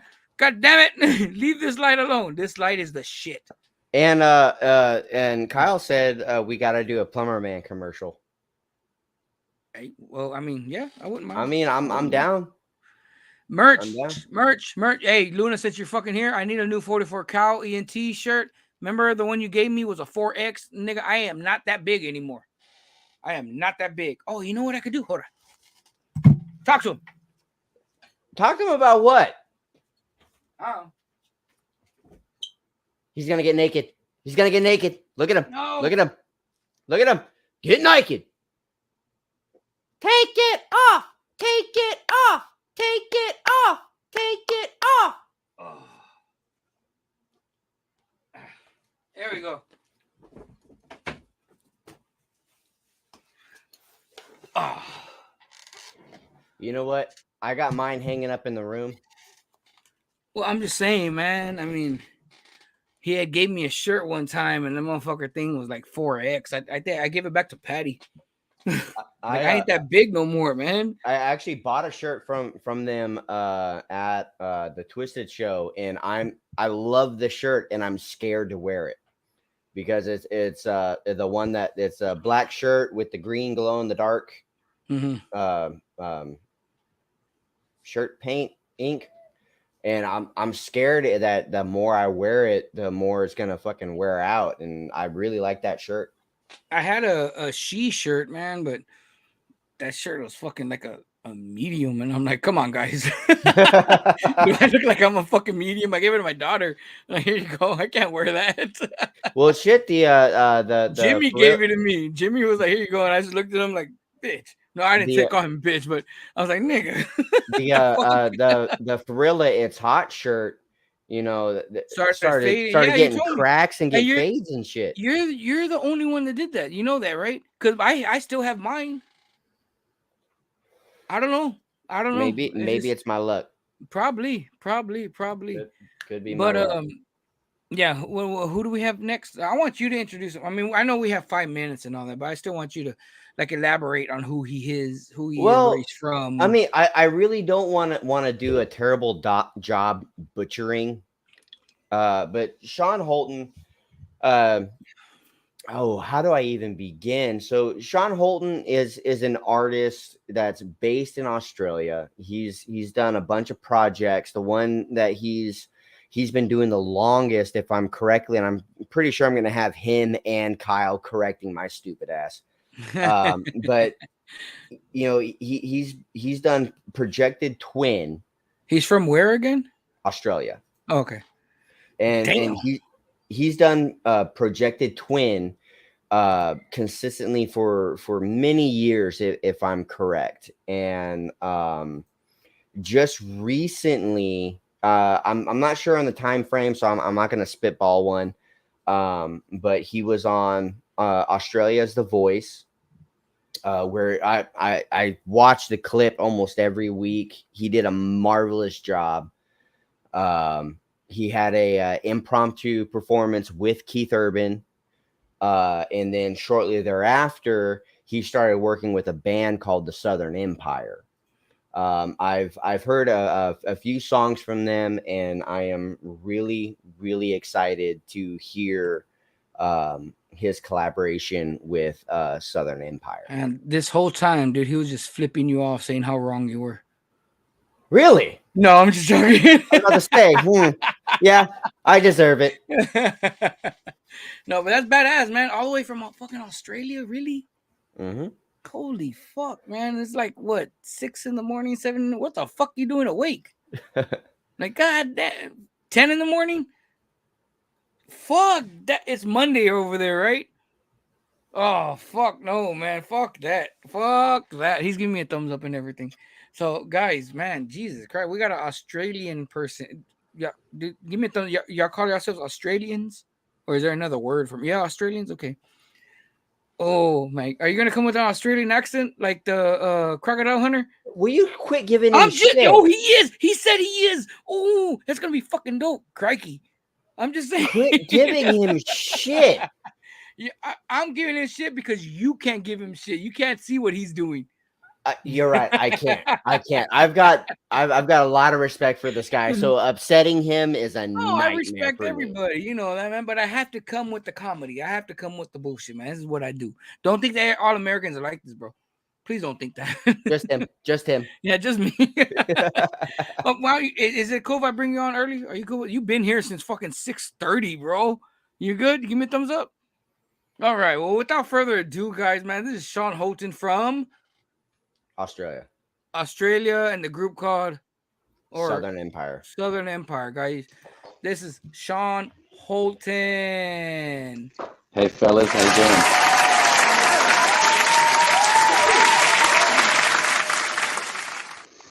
Pipe down, simmer down, simmer down, simmer down, simmer down, simmer down.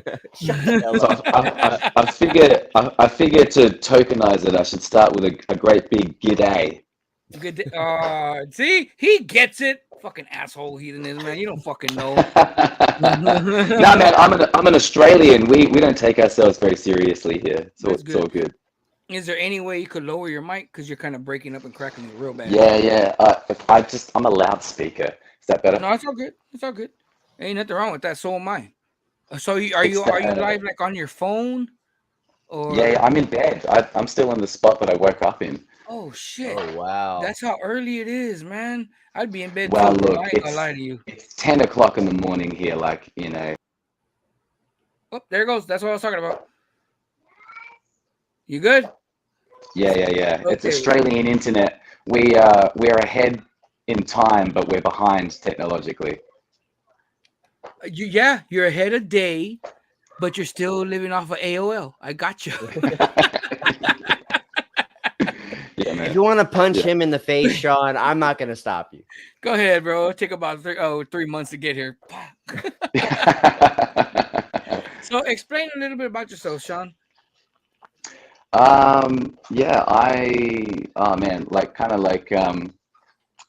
Heathenist mentioned before, I've done all kinds of stuff, but I think if I was to sum it up very succinctly, I would just say I'm the singer. Oh, I'm so the you're guy the that lead sings. singer of your band. Yeah. Well, look, I've been in the last couple of years, I've been involved in things where, you know, I've just been a small part of a bigger thing, but probably for the last maybe 20 years or so, you know, I've been the multi-instrumentalist, the producer, the drummer, the guitarist, the bass player, the pianist, the mixer, the engineer, the singer, the promoter, the artist, all of that stuff, you know. So I've basically figured out how to do whatever I need to do that I can't get somebody else to do. And then, you know, maybe 15 years on now, I'm getting these opportunities to not have to do it all, which is really nice. That's what's up, man. That is fucking badass. Heatheness. It's your fucking lousy ass, man. Talk. My lousy ass. I'm not going to interrupt the guy. How many times do I got to tell you? I don't know. Okay. So, you know, a bunch of cliche questions. What got you into, you know, playing the instruments, recording? What is the story about you as an artist? I was always so I started playing guitar when I was like 9. Nice. And I've always found if you put an instrument in my hands, even if I've never played it before, I'll figure out how to write like my song on that instrument. But I've always struggled to be able to play the songs that other people could play on those instruments, or, you know, play them correctly, or use the right like fingering technique or any of that stuff. So, you know, I went to you know, all through like my schooling life, I was lucky enough to accidentally have found myself in schools that had really strong musical cultures and lots of musicians and really good musicians. So I was actually always the worst guitarist in the room and the worst drummer in the room, and maybe not the best. Well, I wasn't singing yet. I didn't have the courage to do that yet, you know, so I was always behind. There was always somebody who would get that part instead of me because they could actually, you know, read music, or, you know, they actually knew how to play that song. You know, I only knew how to play the songs that I was making up, you know, and I could only make up a song based on the skills that I had at that time. So for me, I was always playing catch up. And it wasn't until I was about 16 years old where my music teacher, he kind of saw what was going on. He was like, oh man, if he's not playing that thing, I can put him on that other thing. And he just kind of figures it out, you know. And so he pulled me aside one day and he was like, man, you've got a great ear, you know, and people with a great ear, they can usually sing, you know, you should really consider singing. And so secretly, like in my private life, and I've been singing my whole life, you know, that's the thing that I love. I've been singing forever, and always pictured myself as the singer. But, you know, I think being in an environment, which I don't regret at all, but being in an underdog environment, being the underdog, you know, I think I just kind of put off the idea. Oh no.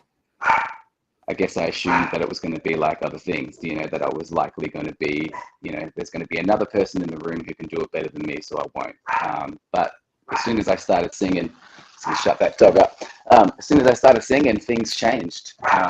And once I started singing, that was it. And things just kind of slowly spitballed and snowballed from there.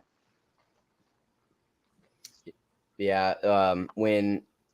When I was in high school, I dedicated a lot of my time to band. I learned to play the trumpet. And then when they had no use for me in high school as a trumpet player, they sent me through to play the saxophone. And when they didn't need another saxophone, it was trombone. They didn't need another trombone. And I went through at least 8 months of my high school career of playing different wind instruments before the band director decided he was going to put me on, you know, the drums. But I was never good at being able to keep a beat on the drums. But look at me now. You know, I'm sitting here, you know, rapping on beat, or trying to at least. So that's pretty cool that you had people, especially in your high school or schools, that really took the time to help you kind of navigate through all that. So yeah, I think it's always really helpful to be around, like, it's a privilege to be around people that are better than you, and it's also a privilege to want to create something that's maybe better than you are at the time as well. It's the only way that you get better is to either be around people that are better than you, or have an idea that's better than you that day. So whose dog is that? Is that your dog or his dog? That's not me. Okay, so real quick, who influenced you to start doing music? Who are your big influencers in this game? Like, probably, like honestly, like really my mum. Um, she had an incredible collection of records and stuff when I was a kid, but also just like a massive, array of different types of genres and stuff. My mum just loves music, so, even when I was like 15 and I started listening to like metal and, Slipknot and Static X and got into like Opeth and some of the Norwegian stuff and Soilwork and all this like nasty death metal and whatever, as long as it was the best version of that thing, my mum could get down. My mum would get down with like a death metal scream in the car if it was done well. Damn. So yeah. My mum's cool. So I would say 100% her. And I don't know. It really doesn't matter what the genre is. And look, it's totally subjective at the end of the day. It's still just my opinion, but I feel like I love any genre when something breaks through that genre and is clearly like, not definitively, but to me, like the best version of that thing. There's so many different types, there's so many music communities and stuff, like Seattle scene and all that sort of stuff. And they all kind of have these like similar DNA and stuff to each other. But, to everyone personally, one of them will like jump through, so I love everything, and I'm very fortunate at this stage have had a chance to dabble in a bit of everything. So, who would you consider your idols? I guess, like, who are your idols in this music genre, in this game? I'm saying game because that's the way we. I don't know if y'all say it down there, but that's what we say down here. Who are your idols in this music game, this music industry? I was 100% a Michael Jackson kid. Love that shit. Fucking love you, bro. Yeah, man. Me too. I love that stuff. As a kid. There's a really well-known singer down here in Australia. His name is John Farnham. He wasn't so big in America, but he was quite big in the UK and in Europe. And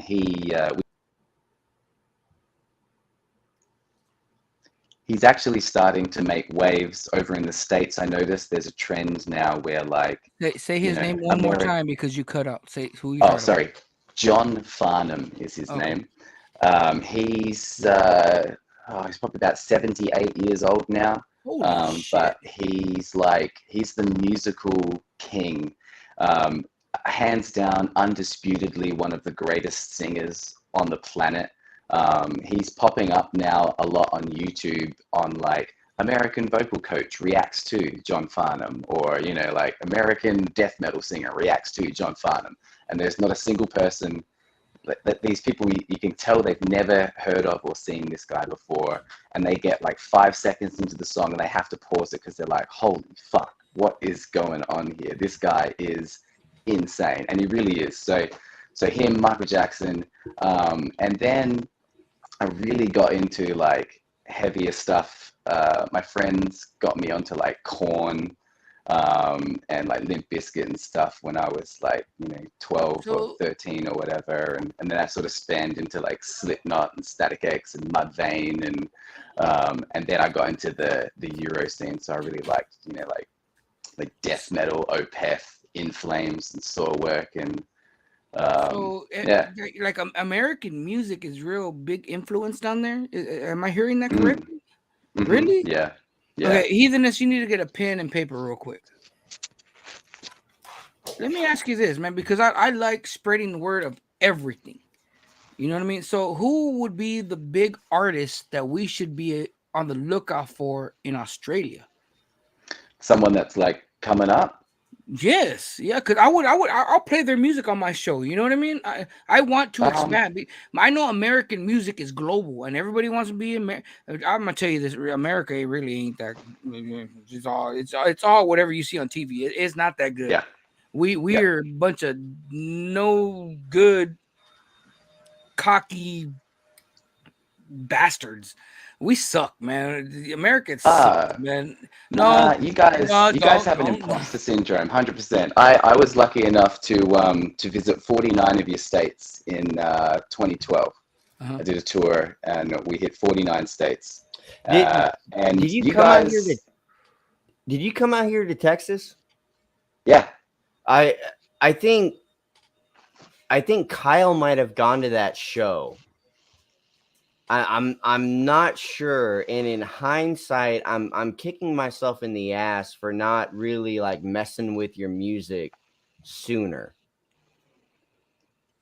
yeah, I think he did. If he did, he didn't introduce himself to me. I feel like Kyle and I, like Kyle's always been around, you know, like since I started the Projected Twin thing back in like 2009, maybe late 2008. You know, there's been a small handful of people, well, a large handful of people that have been there through everything I've done from Bro, I'm the telling very you, beginning. I am telling you, when it comes to Kyle's dedication to you, like some of my earliest memories here in Texas has been him listening to your music and him trying to get me to listen to your music. It's just at the time he was more into like the hard rock, like Stone Sour and Slipknot, and I was more into like Def Leppard.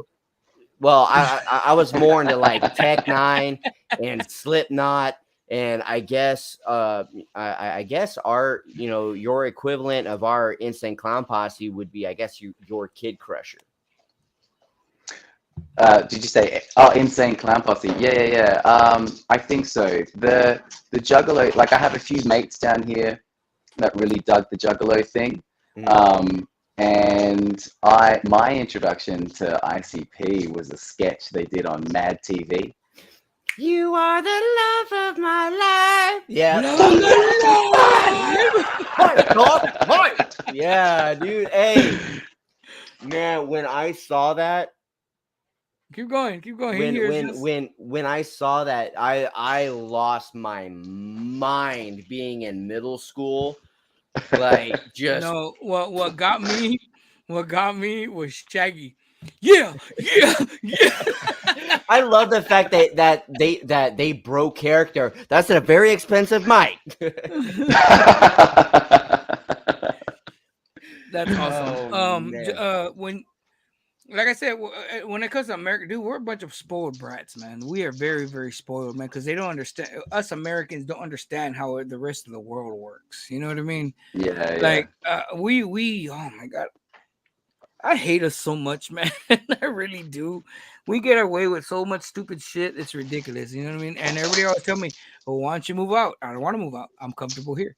You know what I mean? Look. Like I said, you know, like your representatives. Yeah. You know, the representatives of your country aren't so fun, but the people, totally different thing, you know. Yes. Like, and that was the thing that stood out to me. Like, as I went from like state to state, city to city, everybody came to me and apologized for your country, and I was like, nah, man, like you guys are fine. It's your committee. Your committee is the problem. It's not you. You guys are fine. You have no idea how many times I've been telling people that, man. It's not us, man. It's the fucking face. That's right. And look, and you vote in another one, and it seems like it's going to be all right. This guy seems all right, and then it's the same shit. You know, like that's not your fault. You guys are trying. You're doing the best you can. Okay, real quick, we're gonna go into your first song. Now I know you have. I think we have 3, right? Yeah. 3. Heathenness? Yeah. I believe so. Yeah. Okay. The first one is called Bang. Yeah. Okay. So what are your insights on Bang? Explain a little bit about that song. So Bang is the opening track of the album, and it is the 3rd installment of a 3-album trilogy called the Earth World trilogy that I created. And Bang is the final part, and the first 2 albums were very much progressive rock, which means like, you know, 12-minute songs, 4.5-minute intros, you know, soundscapes, meditative shit and whatever. And so this time I was like, nah, I'm literally going to start this album with a bang. No intro, just bang. We're right fucking into it. And there's a cute little recording at the end of my daughter. Yeah, I won't give too much away. So basically, yeah, what you're saying is you said, "Fuck you, rock and roll gods. I'm going my way." Pretty much. Oh, yeah, exactly. Well, and look, not fuck you fans, but like guess what, fans? What you think is going to happen is not about to happen. Okay, well, this is Shaun Houghton with out of Southern Empire. That's correct? right. The song's called Bang.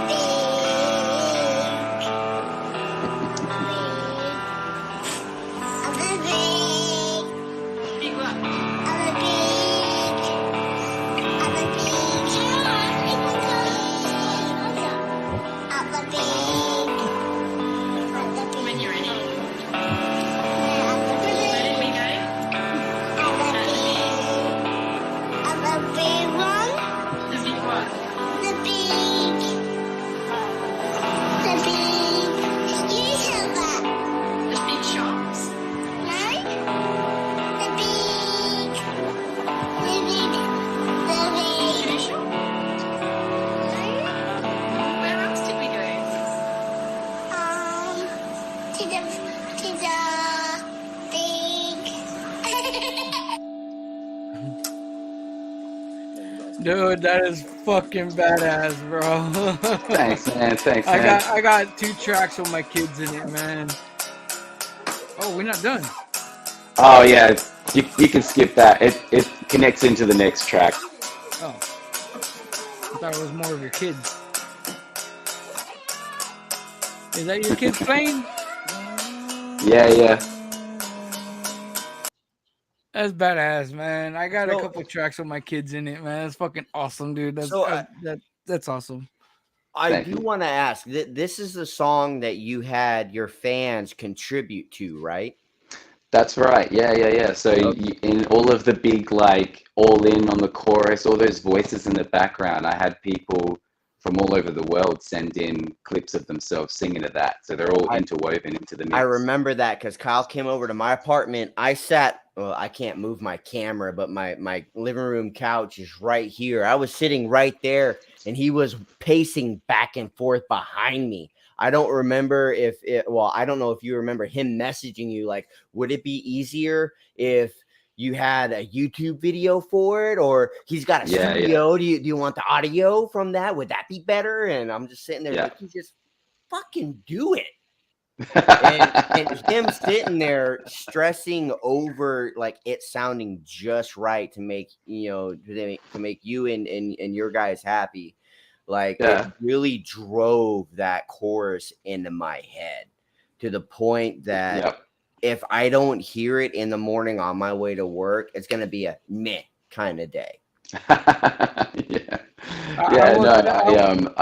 found that funny. A few people were like, "Is this okay? Is this okay?" I was like, "Look, dudes, I'm under no misconception about the kind of audio or video you guys are going to be sending me. That's not the problem. I'll make it sound good." I will tell you this, man. Your voice does not match you. Good. That's a good thing. It is. It does not match you at all, man. I honestly thought, man, that you were gonna come out with more of a that kind of thing, but you came out with the singing shit, and I was like, holy fuck. Yeah, man. Yeah. That's John Farnham, man. That's the influence of John Farnham, the guy I was telling me about earlier. Yeah. John, John Farnham, Farnham.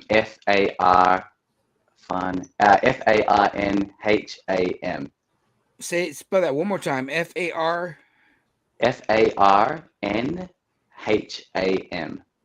Farnham. Okay. I'm sending it to Heathenist. The only reason because I already got it written down. Okay, cool. I already got it written down. If you're gonna watch anything, you gotta watch him singing "You're the Voice." No offense. No offense to John Farnham and everything, man, but no. He tried a handful of times to crack it in America, and it just never happened for him. I think you should embrace it. Embrace that who you are, and then as soon as you get there, then you could drop his name. You know what I mean? Absolutely. So I mean, your vocals are on point, man. The singing is on point. I loved it. You and look, you guys will. I know you guys will appreciate this. Aside from the drums, aside from the drums, that whole thing was done in a bedroom. What else was done in the bedroom? Oh man, all good stuff. It's like, whoa. Well, I mean, his, Forilla's studio is in the bedroom, and my studio used to be in the bedroom, but now I have it in the living room. I can't move my camera, but I mean, I got one mic here, I got another one behind it, and then I got acoustic foam like thumbtacked all over the spare parts in the wall. The funny thing is, only musicians know what you're talking about, Heathenist. Yeah. Because I got the mic. You seen it. I got a mic over there, a mic right here, other shit in the living room. Only musicians will understand that shit, man. Like, people don't understand, man. Like, why do you have this here? Well, you have this mic for this, and why do you have this mic for this? It's like it's 2 different frequencies. You know what I mean? Can't you just do it all with one microphone? Yeah, no, that's what people don't understand. Well, okay, no, I do. This is my Sunday Meltdown and my recording mic. Yeah. So what the fuck is the other mic for? The other mic was my recording mic when I was putting my first 2 mixtapes together, but for some reason my computer won't acknowledge its existence. Yeah. So okay, so I kind of want to touch base with your part of Australia's The Voice. So how did that come to be? So it was COVID time. We were all locked down in our houses, and I got an email from a casting agency that I'm taking this during so the much COVID. yeah, Okay. yeah. So you're not so much. It's interesting, those shows. You're not so much an auditioner or a contestant. You're a cast member. You get cast. So I got emailed by this scout who asked if I would be interested in doing it, and they were actually like really late into their casting for that particular season. So they ended up flying me over to Melbourne, which is like a 8-hour drive, hour and a half flight from Adelaide, where I am. And I went and sang for them, and it went really well. It was kind of like the audition before you do the audition kind of thing for the producers. And then they got back to me and were like, look, we probably got you in kind of too late into this round of casting. We really like you, but, we've kind of filled your lane. They kind of set things out in lanes. We need like 4 rock guys and 8 pop guys and 1 weird old guy and 1 person, 5 people with some kind of disability. And, so like, we've kind of filled your lane. And so I kind of thought that was it. And then they came back to me the next year. We're still in the middle of COVID time. And so then, and also like when I kind of did the first one, I kind of went and sang what I thought they were looking for. And then the next time I was like, all right, fuck it. I'm just going to, they're like, send us a video of you singing something. And the first time I sent, some like R&B, Justin Bieber-y thing or whatever, because I can do all that, I can do the R&B thing, and then I can scream like an asshole, like whatever it is, I could probably figure it out. So I was like, I'm going to do what I think they want. And it turned out it wasn't what they want.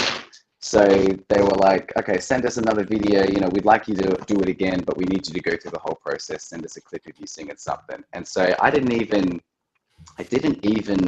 sing any words, I don't think. I just pulled out my phone and I just belted out some shit, and I went, my voice can make this sound, and it can make this sound, and it can make this sound, and it can make this sound.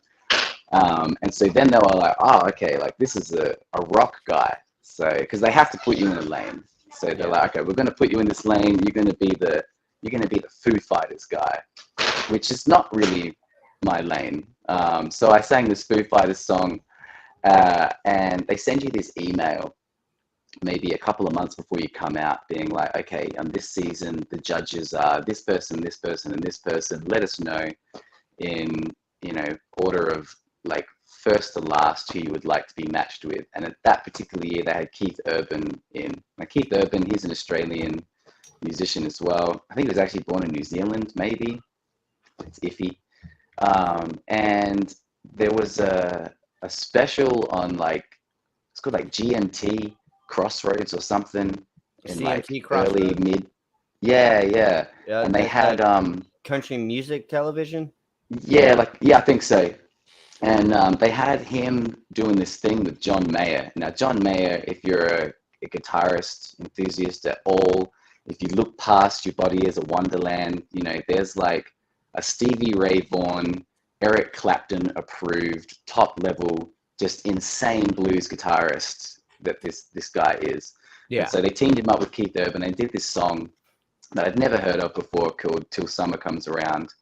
And I always have been a huge Mayer fan and always been aware of Keith Urban as an Australian. He was somebody that was always talked about in the Australian music industry, but his music never hit here because he very much lent towards this like Nashville, Tennessee, Southern thing that's over there. You know, when he sang, he didn't sound Australian, so he just never hit it here. And Australia kind of is like that. In Australia, you know, we didn't give a shit about Margot Robbie until the Americans cared about Margot Robbie, and we didn't give a shit about Keith Urban until, you know, America told us that Keith Urban is great. I told you we weren't shit. That's right. And so when I found out that Keith was judging, I was like, this is an opportunity for me to literally stand in John Mayer's shoes. I'll do the John part, he do the Keith part, this thing's gonna happen. And so in the back of my mind, I was like, whether any of the chairs turn or not, I'm getting that guy up and he's gonna sing that song with me. And I just did not tell them that, you know, because the way those shows work is if you don't tell them who you are, then the producers will tell you who you are. And then when you end up watching it on the show, you're going to find out who they think you are, you know, when it's all edited together, because you don't know what the master plan is. Like, are they going to play some weird music in the background and make me look creepy or weird? Or are they're going to get the one shot where I don't really look like I know what I'm doing and make me look unhinged or whatever, you know? So you're always taking a risk when you do these things. Yeah. And so I just was like, I'm just going to just be so fucking positive. I'm going to be everybody's friend. I'm just going to have a good time. I'm going to do what they ask me to do and not do what I really don't want to do. And I actually learned that from my daughter. So when they came to our house to film the little, like, this is Shaun and his family, you know, and they're like, because my kids are homeschooled as well, and they loved this whole homeschool thing. So they just had this picture in their head of, it was very important to them that we did a volcano experiment at home. So I must have said in a passing comment that we'd done that once before, and that was like, we've got to have the volcano. We've got to have the volcano, right? So we're doing this volcano shit, and they're trying to, my family are not hype. We're not hype up people. We're not like the cheer squad. I got you. That's where my girls are, man. Yeah. So my daughter, she's doing her best. She's doing what they ask her to. And then eventually my daughter, and she's like 6 at the time, maybe 5. And they're like, you know, okay. And again, for the 12th time, everybody jump up and get really excited. And my daughter just looks at the producer and she goes, no. Yeah, I love your daughter. Yeah. And for a second, this thing come over me, and I'm like, oh man, you know, like I've got to like talk her into it. And then I realized, thankfully, quickly, like, nah, actually, I'm not going to talk her into it. And so then that kind of set the precedent. And the producer ended up like coming and like apologizing to her later and stuff and whatever. And like my 5-year-old daughter had the most balls out of all of us, because we were all tired of it by that stage. She was the only one that had the balls to go, no. Anyway, so I knew show that comes shit around. was planned, man. Because I watch what'd you say the show was called? The Voice. No, I watched The Voice. I watch what's that other one that Simon Cowell's on? America's Got Talent. X Factor and America's Got. Factor. I watch all that stuff, and I watch the behind the story thing, and I'm looking at it, I'm like, there's no fucking way those people are that nice and that flamboyant, man. There's no fucking way. You know what I mean? I'm glad you're talking about this right now, man. Thank you. Yeah. So funnily enough, a lot of that stuff they didn't end up using because they couldn't get the performance out of us and my family that they wanted. So because we had a really clear idea of who we are, they had no choice but to represent us that way, because we gave them no other option. But I do know other people that were on the same year as me, and another friend was actually on this season just last night, and she had a not as positive an experience with it, because if you give them something that's too vague, they'll turn it into something. And I think also, you know, I was never really meant to be a significant part of the show, and so I just kind of forced my will. They put me on that stage. I finally got to the audition thing. I got one chair, which was Keith. And I don't know if they said anything to him or whatever, but I just said, like, I would absolutely love. I'm so stoked that you turned for me, Keith. I've wanted to jam till summer comes around with you for about 10 years. And before I even finished the sentence, he was halfway, you know, up the runway to the Dude, stage. And before I bad. knew it, we were doing it. So I kind of forced, which then went viral later. So that clip went viral on the internet later. And, you know, it was really something that was never meant to happen. I was just lucky that Keith jumped to it. It wasn't planned at all. That doesn't mean that things that you see in that show aren't planned. 100% there's an agenda. But if you're lucky, and I was lucky, you can make something happen that wasn't really meant to happen. And if you do, and it's good, they've got no choice but to use it. So how far did you go on the show? I was cut the next day. Oh, fuck. Yeah, they you gotta excuse me, man. I really don't watch TV. I don't keep up with any of that stuff, man. I am a very, very, very, very busy daddy. You know what I mean? I'm with my kids. Oh man, I'm the same. If it's not on the internet, I'm not watching it. Thank you. Oh, I wish more people would like you. I sent you the whole thing. What I could send, I sent you. Boy. Not the YouTube. Yes, I did.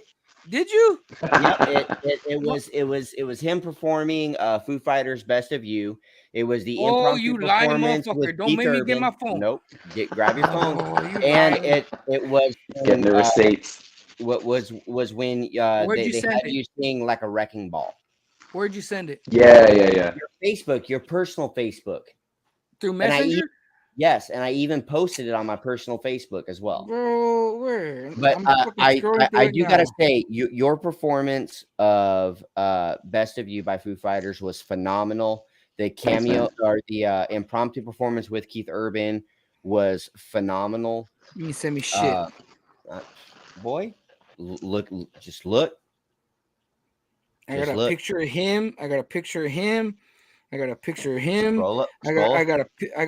of my daughter looking at your daughter pissed off. I got a picture. Keep scrolling. I got something of you with the tapeworm. Ignore the tapeworm. I got the conversation of me and you taking a shit at the same time.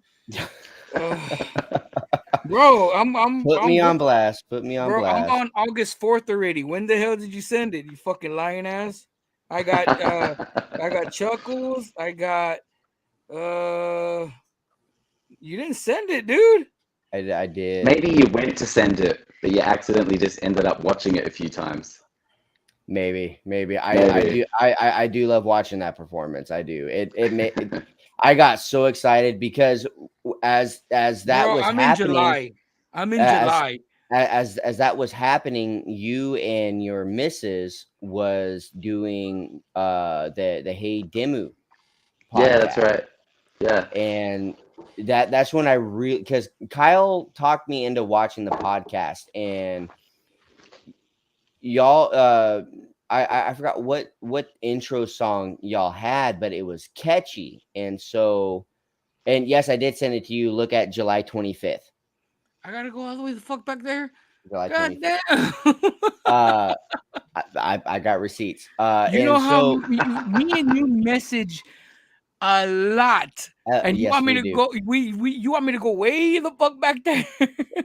Just go to my personal Facebook. I posted the video like 2 days ago. Well, send it to me again. So I got I got drawn in because I really liked what you were sharing on the podcast, and then you released the song Hey Demu.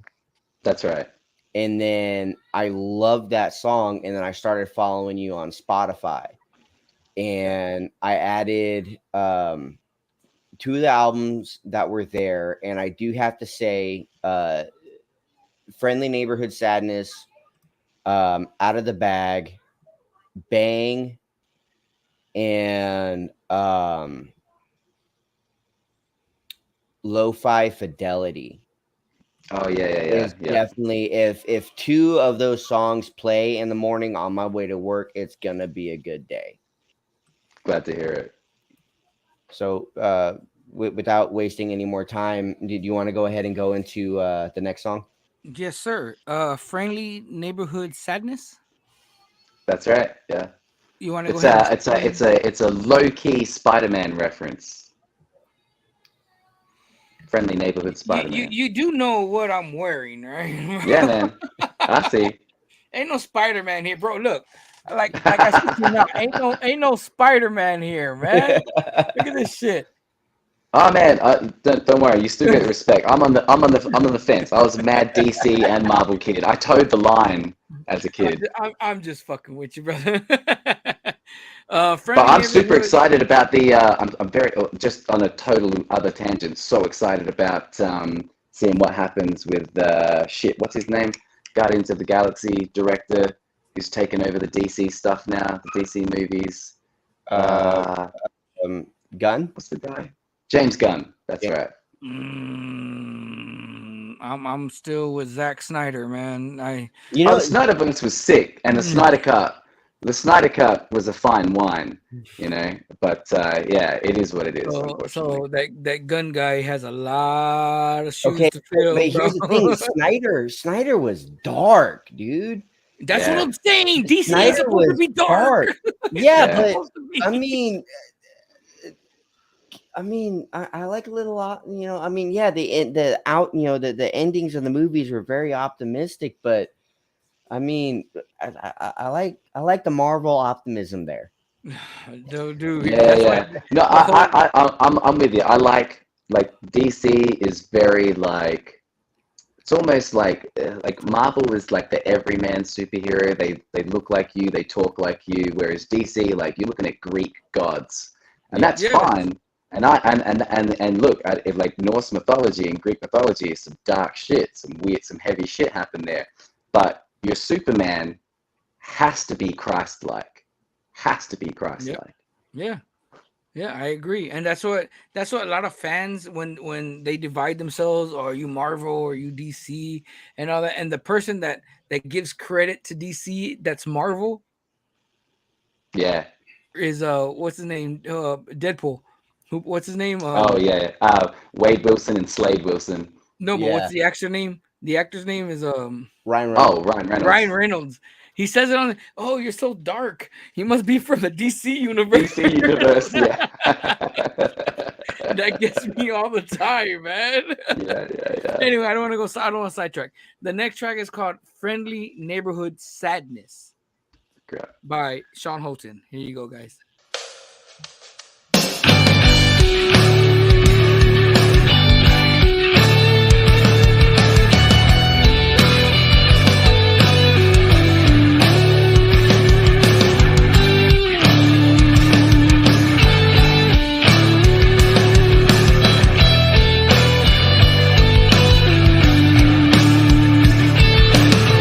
It doesn't matter, you don't understand.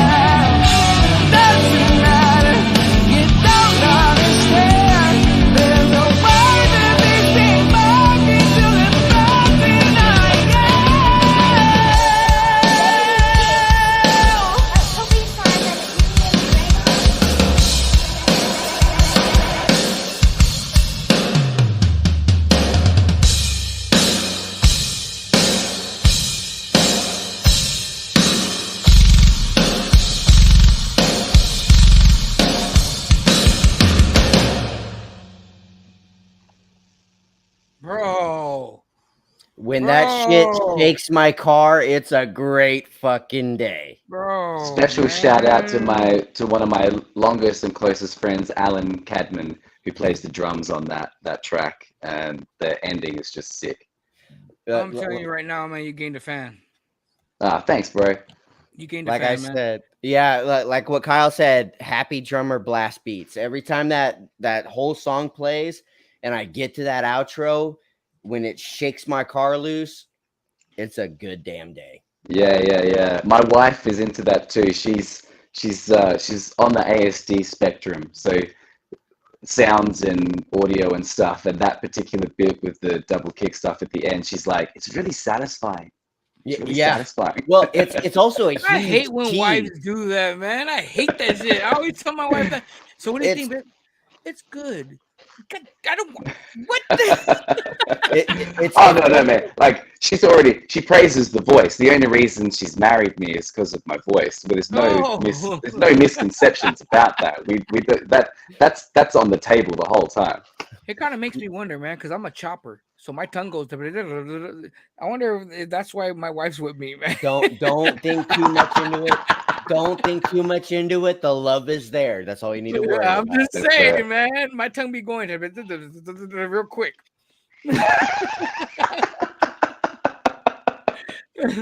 So real quick, man.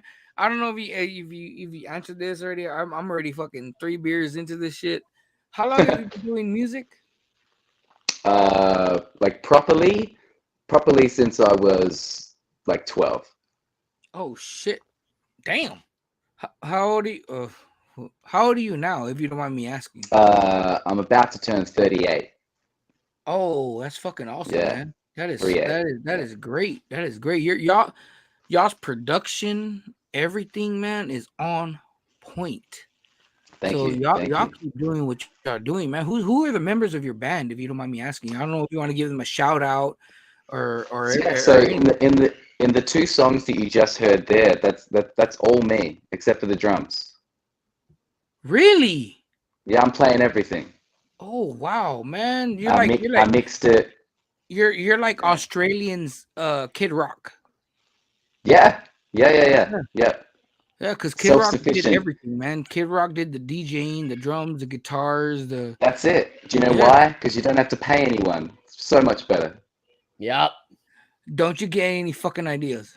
Don't you get any fucking ideas? I've got a guitar in the closet. You already signed. Your blood's on me. God damn it! I'm just saying. I got a guitar in my closet. I do know how to play. I just need a drum set and notes. Man, I've been telling you, bring your guitar over, man. Let's fucking work on some shit.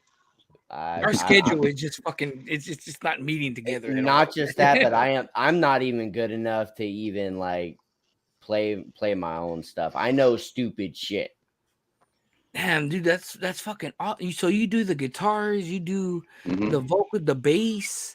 Yep. Except the drums.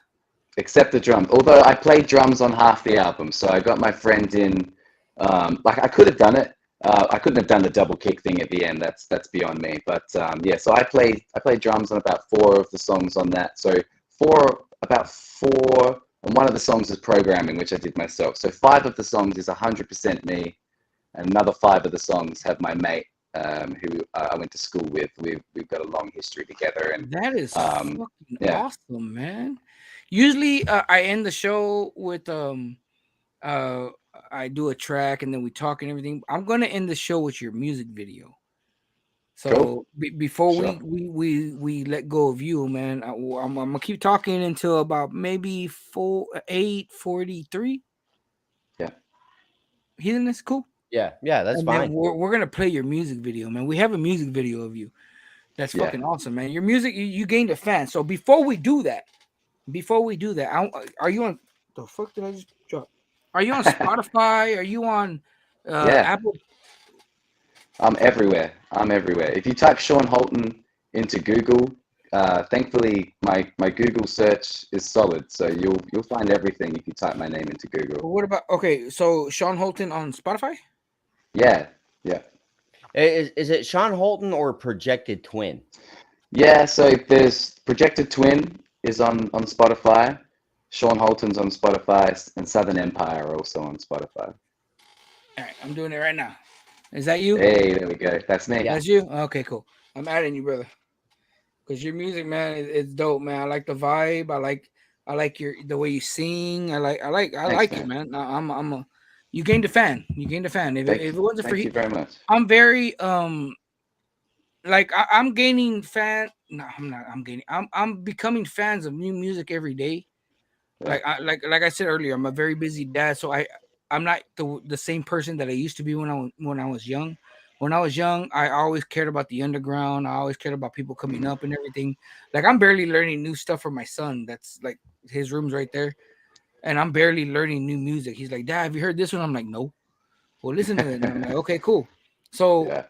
learning new music to me, man, I've always supported people who are coming up. I rather support people who are coming up than the people who are there already. Yeah. You know what I mean? So Yeah. I mean, you gained a fan, man. Your music is the music. I don't want to I don't want it to come off as a diss or anything, but your music is the vibe is what I grew up with. You know what I mean? Wow, cool. I'm Yeah. 43 years old, and I get that Def Leppard vibe. I get that the singer's vibe, man. The what was it called back then? The the hair metal, is that what it's called? Yeah. I get that, and I love that. I love that genre. You know what I mean? Poison, Yeah. like that, and I love it, man. And I promise you, man, I'm going to. If you have music videos and everything, if you don't have me on social media, man, add me. You know what I mean? Add me, and I will spread your shit like wildflower. Thanks, man. You got a really wildfire, good wildfire. Don't say that in Texas. Don't say that in you Texas. can. Don't, man. I'm down under. We're the bushfire king of the world, man. Half this continent's burning half the year. California's burning all year. Maui. Yeah. Maui's on fire. Yeah. Maui. Yeah. We're not used to fires. You know, I know everybody complain. Like, well, how hot is it over there where you're at right now? We're Celsius, so I don't quite know how that translates into Fahrenheit, but I would say we got internet right here. Okay, cool. So when it's fucked, it's probably hits around about 45 degrees Celsius. And that's a dry heat. 45 degrees Celsius in US. I got it. 113 in Fahrenheit. Fuck you. Yeah. 113. Okay, is it okay now? Is it dry heat or is it what's the other heat called? It is dry or wet. Yeah. Yeah, okay. But then the other half of the year, it's raining all year, you know? So we're like this weird tropical zone. It's like cold as fuck, and then it's hot as fuck. And for a couple of weeks a year, we get a break. You know, Texas is very similar. In the spring and fall, we get summer. And then in the end of fall, beginning of spring, we get winter. You have no idea, man, how many Americans say Texas should be its own country. Oh, hell yeah. I believe that. We get it all the time. Texas should be its own country, man. Because our weather is just, it's weird, man. It's weird. Yeah. Our Texas weather is weird. I look up north and they're like, oh, we're at 73 degrees. I'm like, oh. And then we're down here suffering at 115. Yeah, man. Yeah. You know what I mean? Yeah. Well, you got such a diverse, continental range, I guess. Kyle says Australia tries to kill everyone all at the same time. Weather, That's animals, and animals. I got to come back to Texas though. I've got to. There's a steak. I need to eat a steak at the Big Texan. There's like a 1-hour steak challenge at the Big Texan in Texas. We passed through there last time I was there. We didn't have time to do it, but I need to do some food challenges. That's all over Texas, bro. Oh yeah. That is all over Texas. If you ever come out here to perform or to visit, let me know. Let him know. He'll let me know. Let us know if you got a show anywhere in Texas. I don't care. I will make the 4 to 12 hour drive. Yeah, we'll be there, man. Like I said, I will have. Don't worry, Kyle will be with me, but he will be duct taped and gaffered. you gained a fan, man. You really gained a fan. I'm probably gonna be playing your music on Spotify when I go out and drop my kids off and everything in the mornings, man. Your music is very, very catchy. It's very. I'm telling you, man. I'm an engineer. You know what I mean? I do production and everything, man. That's what I do, and from what I heard, everything's on point. Thanks, man. Everything Thanks, is man. on point. And you've got a great ear, by the way. The stuff you were saying about, you know, it kind of relating to some of the music that you heard when you were younger. That's very much what I was going for. Yeah, man. I'm honestly, I'm gonna show my uncles your music. I promise you, they'll like it. You know what I mean? I promise you, man. I'm gonna spread your word, man. Same thing with everybody that's on the. I don't want everybody to think, oh, we're gonna spread everybody that's a guest on my show, man. But I mean, your music is fucking dope. I like it. I like it. Heatheness, you want to say anything before we play his music video? Oh, you know, go ahead. Well, besides just, I mean, just the typical thank you so much for coming through. I've been a fan for a short time, but I love your music. You know, Kyle is quasi obsessed. Again, there's still the gag order in place, the restraining order and stuff. But bro, if you are ever in the States, especially Texas, let us know. I will make the drive to come see you.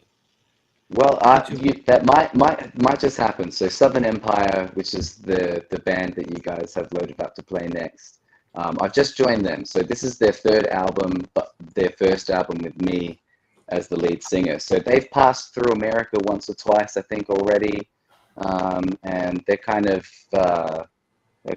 well loved in the progressive rock scene of the UK and Europe and America. So we'll see how things go with this album. Fingers crossed, you know, it gets some good traction. The last couple were met well critically and by fans, and so hopefully you might see us passing through sometime soon. Well, Shaun, man, it was a pleasure having you on the show, man. I like Heathen said, man, if you come through Texas, man, let us know. Let us fucking know, man. You gained a fan. You know what I mean? So before we let you go, before we play this music video, where can people reach you? Facebook? Yeah. So I don't know if they can see that. I put my little handle down there. It's Shaun Holton with 2 N's and 2 H's in the middle. You can find me on Instagram, YouTube, Facebook, Twitter, all with that handle. And if you're not technologically savvy, if you just type Shaun Holton into Google, they've been nice enough to put all my little social icons and Spotify and iTunes and stuff on there as well. So I'm thankfully, God rest his soul.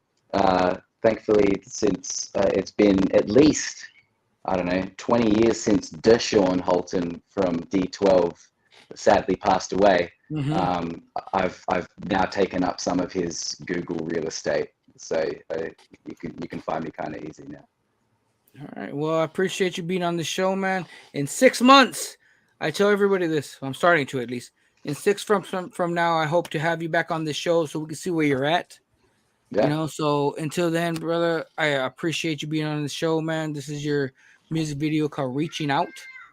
Yeah. Until next time, man, you have a blessed one. And enjoy the rest of your day. We about to go to sleep, but enjoy the rest of your day, man. All right. Thanks, guys. I had a great time. Thank you so much for having me. You have a nice one, brother. Thank you. Peace. Ta.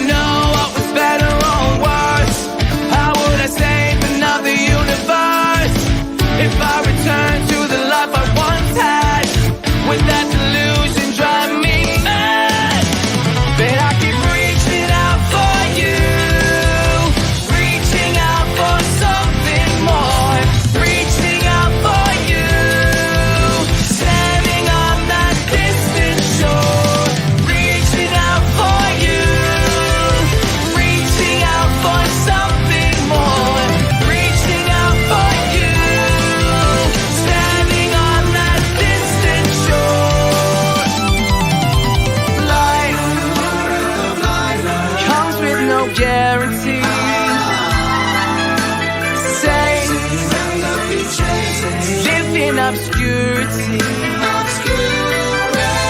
Oh, fading into the night.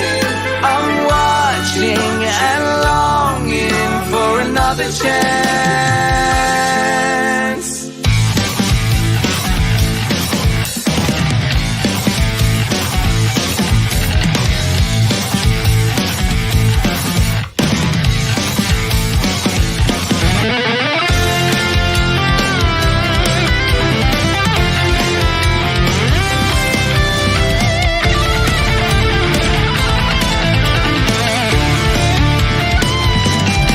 But I keep reaching out for you, reaching out for something more, reaching out for you, standing on that distant shore.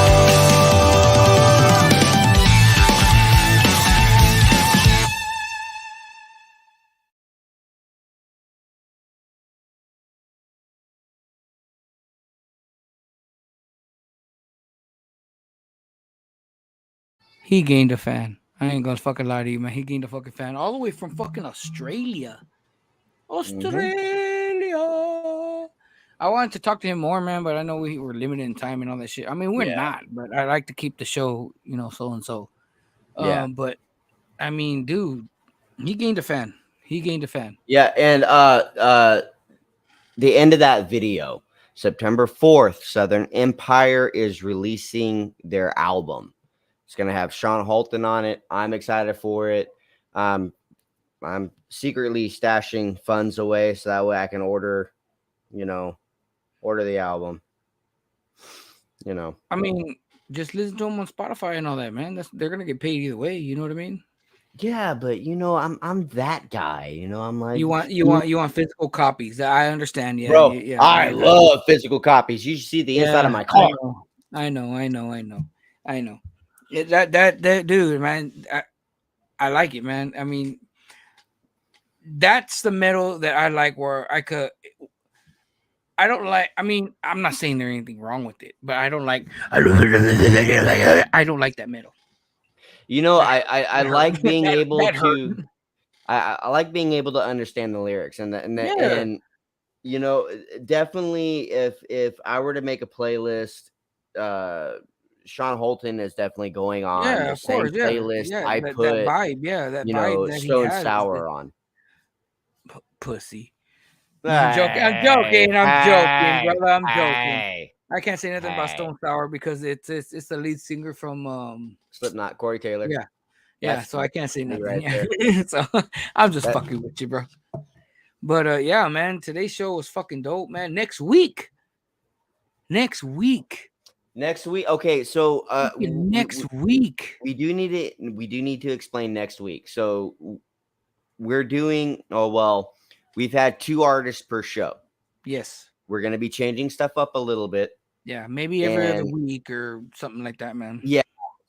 So we don't dive too much into what we want to talk about because it's mainly about the artists and everything, which is there's nothing wrong with that.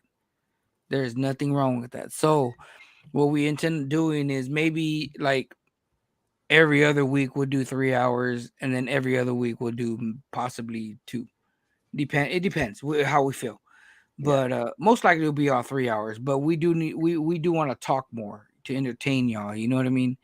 So, but next week, next week, I don't know if y'all know who this is, but we have Megadino the Chemist next week. Awesome guy. Not even I mean, he's not only just a close homie to us, but it's Megadino, man. You know what I mean? So I butcher his name a lot. Megadino. He's from 44 Cal. Where's that? It's from 44 Cal ENT. You know what I mean? So I think he has music videos, right? Oh yeah, he killed me in one of them. The Boogeyman, that's right. Boogeyman with Load, Insane Load. Shaun Holton says, "Thanks for having me, mates. You guys are good quality chatting. Thank you, brother. Thank you. You are always welcome. So in 6 months, man, we want to see what you're doing from then. So I mean, That's what we want to do from here on out, man. We want to get up and coming artists and see where they're at 6 months or beyond from now. You know what I mean? So, I mean, that's what I'm about. I mean, I know Heathens is about this. This show is about spreading y'all's love. You know what I mean? I don't give a shit if there's only 2 viewers. I'm not saying there's only 2 viewers right now. I'm just saying I don't care if there's only 2 viewers. Those are 2 more fans that you've gained. You know what I mean? Who said this? I was Mikey Clark. You know who Mikey Clark is, right? Oh yeah, of course. Yeah, from ICP and all that. He told me a couple things, man. I say it all the time, man. He's like, number one, when it comes to music production, he goes, it doesn't matter what you have, it's what you do with it. You know what I mean? You could have a shitty ass 8-track. As long as you make that shit fire, you'll go some places. You know what I mean? It doesn't matter how many fans you have. You could gain a fan every single time wherever you go. And I stick by that shit ever since he told me that. And this was fucking more than 10, 15 years ago. You know what I mean? So I stick by that, man. Whether making 1 fan, 2 fan, 20 fans, you're making them. You know what I mean? So I don't care if only 2 people are watching this show. It's gaining. You know what I mean? Mm-hmm. That's why I mean, don't get me wrong. I want this show to take off. I really do. Because if this show takes off, guess who else takes off? Everybody we've our had guest. along the way. Yeah, our guests take off, man. So I appreciate everybody who's been here. I really do. You know what I mean? But as always, it's always fucking truth, Rick, biatch. You can't even see it. Just barely. I'm gonna go back. But yeah, guys, man, today's guest, man, I appreciate every single fucking one of you. Nekro Ninjas, Shaun Holton, Projected Twin, Southern Empire. Yeah, for those that are still listening, check them out. Check them out.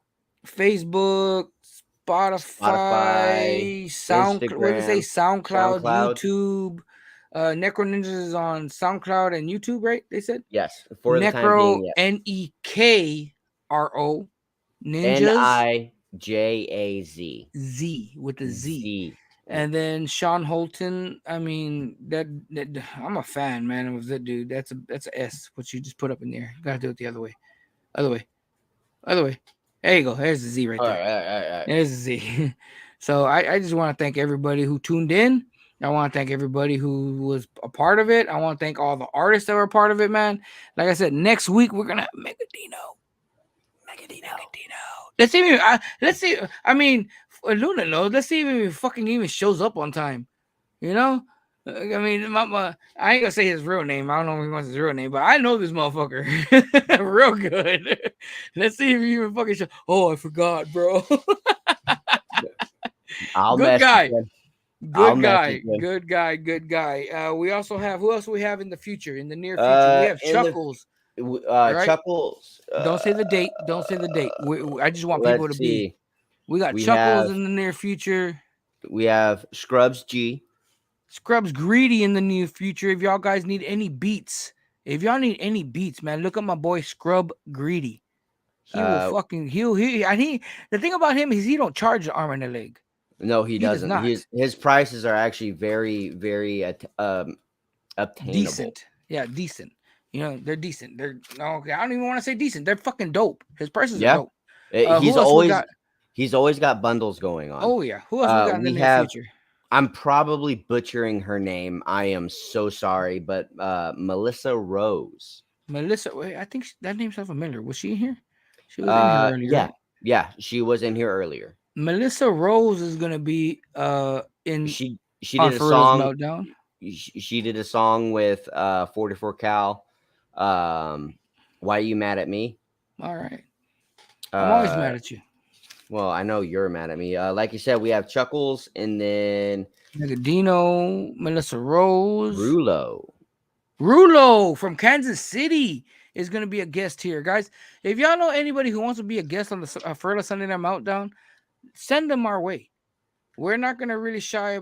We're not going to tell nobody no, you know what I mean? Well, okay, now hold on. Because I do the scheduling, it really depends on y'all's attitude. Yes. Oh, yeah. Don't come at us cocky. Okay, you got to understand. See him right here? This is the guy that you go through first. Now, if you go cocky, on live, this is the guy who's gonna make you look stupid. So you gotta balance that. All right. He's the nice one. I'm not so nice. I'm maybe nice here. I'm not saying kiss our asses. I'm not. Yeah, of course I'm not. not. But your egos do have to be in check. Yes. Because we just this month alone, we've had artists, yes, that have done way better than some of these people who have reached out to me to do a set.